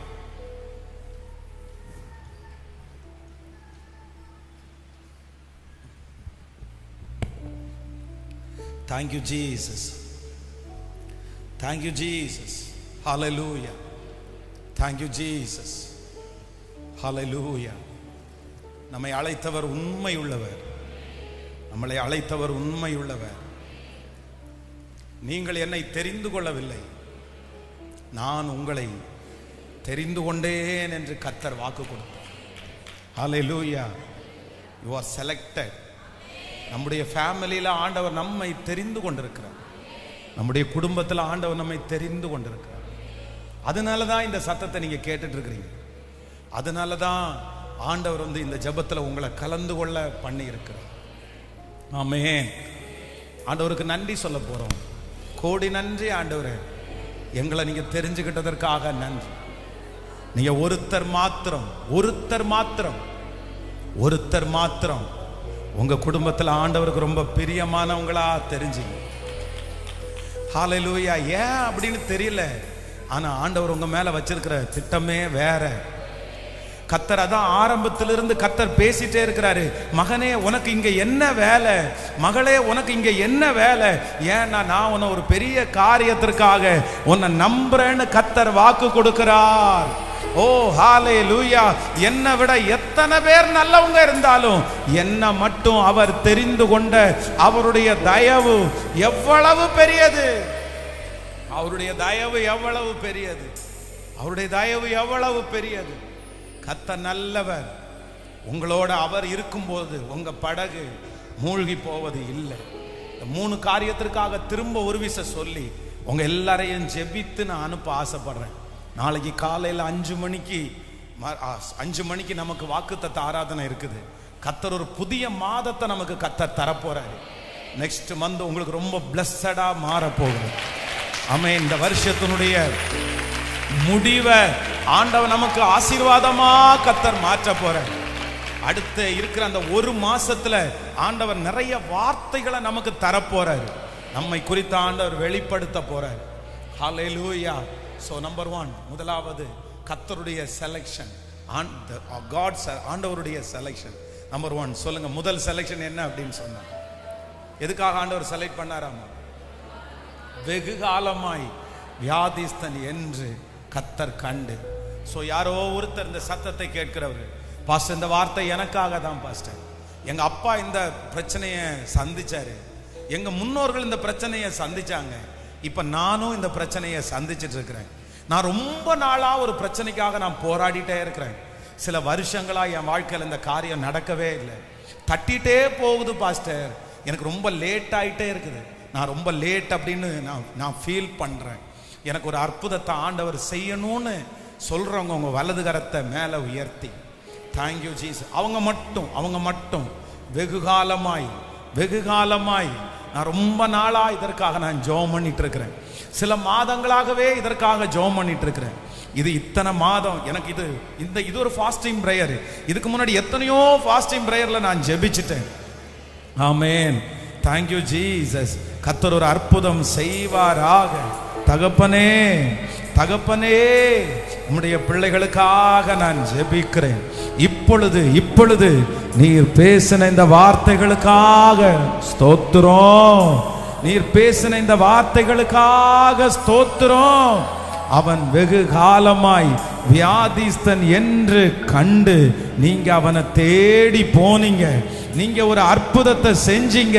அப்படியே இன்றைக்கு நீர் பேசின அந்த வார்த்தை, இது ஒரு பெதஸ்தா குளம். இந்த தேவ ஆலயம் ஒரு பெதஸ்தா குளம். இந்த பெதஸ்தா குளத்திலிருந்து இந்த சத்தத்தை கேட்கிற ஒவ்வொரு பிள்ளைகள் மேலும் இப்பொழுது ஆவியானுடைய வல்லமை, கர்த்தருடைய அபிஷேகத்தினுடைய வல்லமை கடந்து போவதாக. ஒரு அற்புதத்தை ஆண்டவரே நீர் செய்ய போகிறதற்காக ஸ்தோத்திரம்ப்பா. நன்றி அப்பா, நன்றி. சோ இரண்டாவதாக, நம்பர் 2, இரண்டாவதாக கர்த்தர் நமக்கு ஒரு நல்ல வாக்கு கொடுத்தார். God selection. ஆண்டவர் நம்மளை செலக்ட் பண்ண போறார். யாரா அப்படின்னா, என்னை விடுதலை ஆக்குவதற்கு யாரும் இல்லைன்றவங்களுக்கு கர்த்தர் அவர்களை செலக்ட் பண்ணி கர்த்தர் விடுதலை கொடுக்க போறார். ஆமென். உங்களுக்கும் எனக்கும் கர்த்தர் இருக்கிறார். அவர் இருக்கிறார். ஆமென். தனிமையின் பாதையில் தகப்பனே உம் தோளில் சுமந்ததை நான் மறப்பேனோ,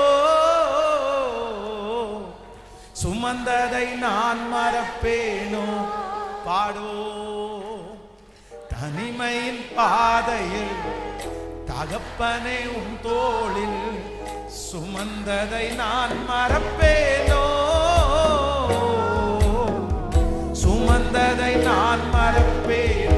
சொல்லுவ எத்தனை அன்பு,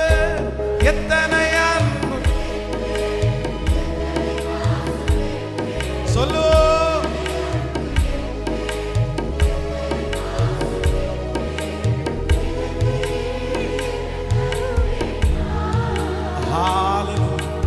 இதற்கு என்ன தருவேனா, இதற்கு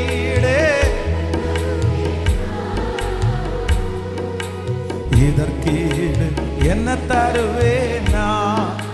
சோர்ந்து போன நேரங்கள் எல்லாம் மார்போ அணைத்து கொண்டீரே, பாடுவோ.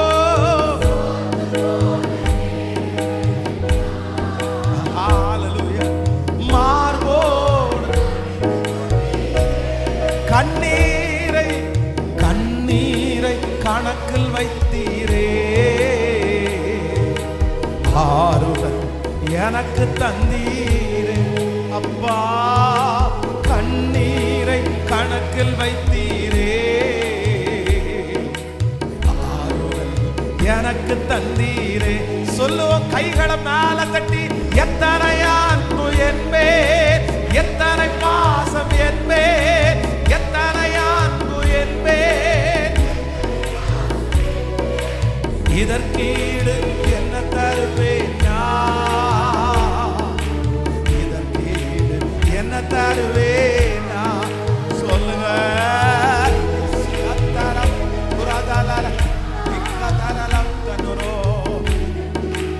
என்ன தருவேனா. உடைக்கப்பட்ட நேரத்தில் எல்லாம் அடைக்கலம் எனக்கு தந்தீரே, பாடுவோம் அப்பா.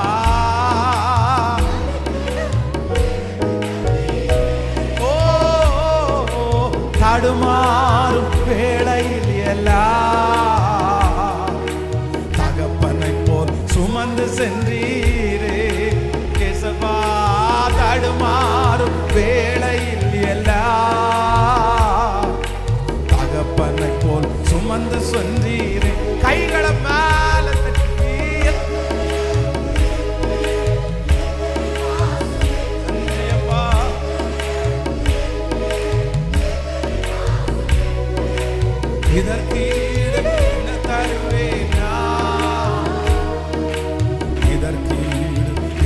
தருவேன் நான், இதற்கீடு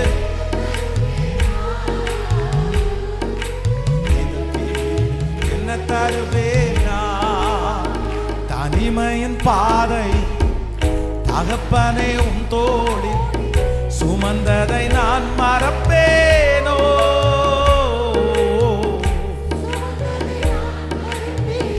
தனிமையின் பாதையில்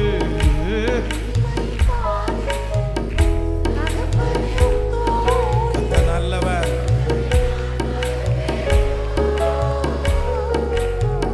சுமந்ததை நான் மறப்பேனோ? ஹல்லேலூயா.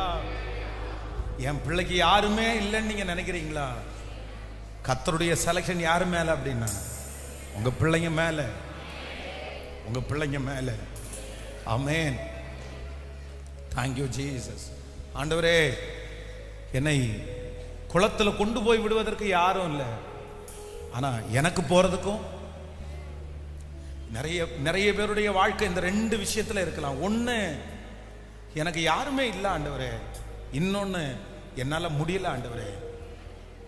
ஒண்ணு, எனக்கு யாருமே இல்லை ஆண்டவரே. இன்னொன்னு, எனக்கு முடியல ஆண்டவரே. என்னாலையும் முடியல, எனக்கு யாரும் இல்லை. அந்த மாதிரி இருக்கிற ஒவ்வொருத்தருக்கும் கர்த்தர் வாக்கு கொடுக்கிறார். என்னுடைய அற்புதத்துல முதல் பெயர், கர்த்தருடைய அற்புதத்துல முதல் பெயர், ஆண்டவருடைய அற்புதத்துல முதல் பெயர் உங்க பிள்ளையினுடைய பெயர் தான், உங்க ஃபேமிலியினுடைய பெயர் தான். இது தீர்க்க தரிசனமான வார்த்தை. உங்க பெயர் தான் கர்த்தர், உங்க பெயர் தான் கர்த்தர் எழுத போறார். Thank you Jesus. Thank you Jesus. Thank you Jesus. Amen. Number 3, மூன்றாவதாக, ஹல்லேலூயா, ஆண்டவர் யாரை தெரிந்து கொண்டார் அப்படின்னு சொன்னார். அந்த குளத்துல இருக்கிற அந்த மனுஷனை பார்த்து நிறைய பேர் என்ன நினைக்கிறாங்க அப்படின்னு சொன்னா, உனக்கு அற்புதம் நடக்கிறதுன்றது, எனக்கு என்னமோ நீ காத்திருக்கிறது எனக்கு சரியா பாடலப்பா, நீ எத்தனை நாள் இங்க காத்து கிடப்ப, நீ எல்லாம் அற்புதத்தை வாங்குறது அது நடக்காது. ஆனா ஒரு ஸ்பெஷல் டேல கர்த்தர் அவனுக்கு அற்புதம் கொடுக்க, யாரும் அற்புதம் பெற்றுக்கொள்ள முடியாத அன்றைக்கு இந்த ஒரு மனுஷனுக்காக கர்த்தர் அற்புதத்தை கொடுக்கிறதற்கு கர்த்தர் வல்லவராய் இருந்தார். தகப்பனே, 47வது நாள் இதோ திருச்சபையில சூழ்ந்து நிற்கிற பிள்ளைகளுக்காய், ஆன்லைன்ல லைவ்ல இருக்கிறாங்கப்பா, அந்த பிள்ளைகளுக்காய், இந்த சத்தம் கேட்கப்படுகிற பிள்ளைகளுக்காய், ஹல்லேலூயா, ஹல்லேலூயா. இன்னைக்கு நீங்க கொடுத்த வார்த்தை நிறைய பேருக்கு தீர்க்க தரிசனமான வார்த்தைப்பா. நிறைய பேருடைய வாழ்க்கைய நீங்க படமிட்டு காமிச்சிட்டீங்க, நீங்க ஓபன் பண்ணி காமிச்சிட்டீங்க.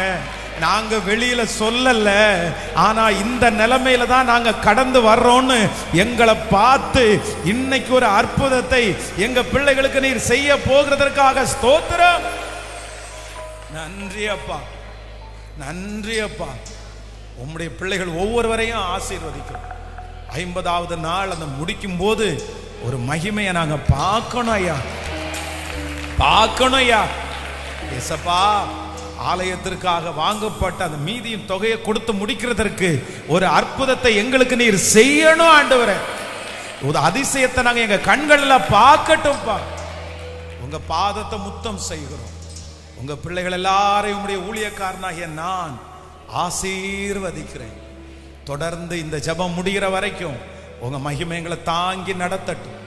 நாளைக்கு புதிய மாதத்தை நாங்க சந்திக்க போறோம். உங்க கிருபை எங்களை தொடரட்டும். இயேசுவின் மூலம் ஜெபம் ஏறெடுக்கிறோம் நல்ல பிதாவே. என் ஆத்துமாவே கர்த்தரை ஸ்தோத்திரி, என் முழு உள்ளமே அவர் பரிசுத்த நாமத்தை ஸ்தோத்திரி. என் ஆத்துமாவே கர்த்தரை ஸ்தோத்திரி. கர்த்தர் செய்த சகல உபகாரங்களையும் மறவாது. நம்முடைய ஆண்டவராகிய இயேசு கிறிஸ்துவின் கிருபை, பிதாவாகிய தேவனுடைய அன்பு, பரிசுத்த ஆவியானுடைய அந்யோன்ய ஐக்கியம் நம்மனையோடும் இன்றும் என்றும் சதா காலம் கூட இருப்பதாக. ஹல்லேலூயா, ஹல்லேலூயா.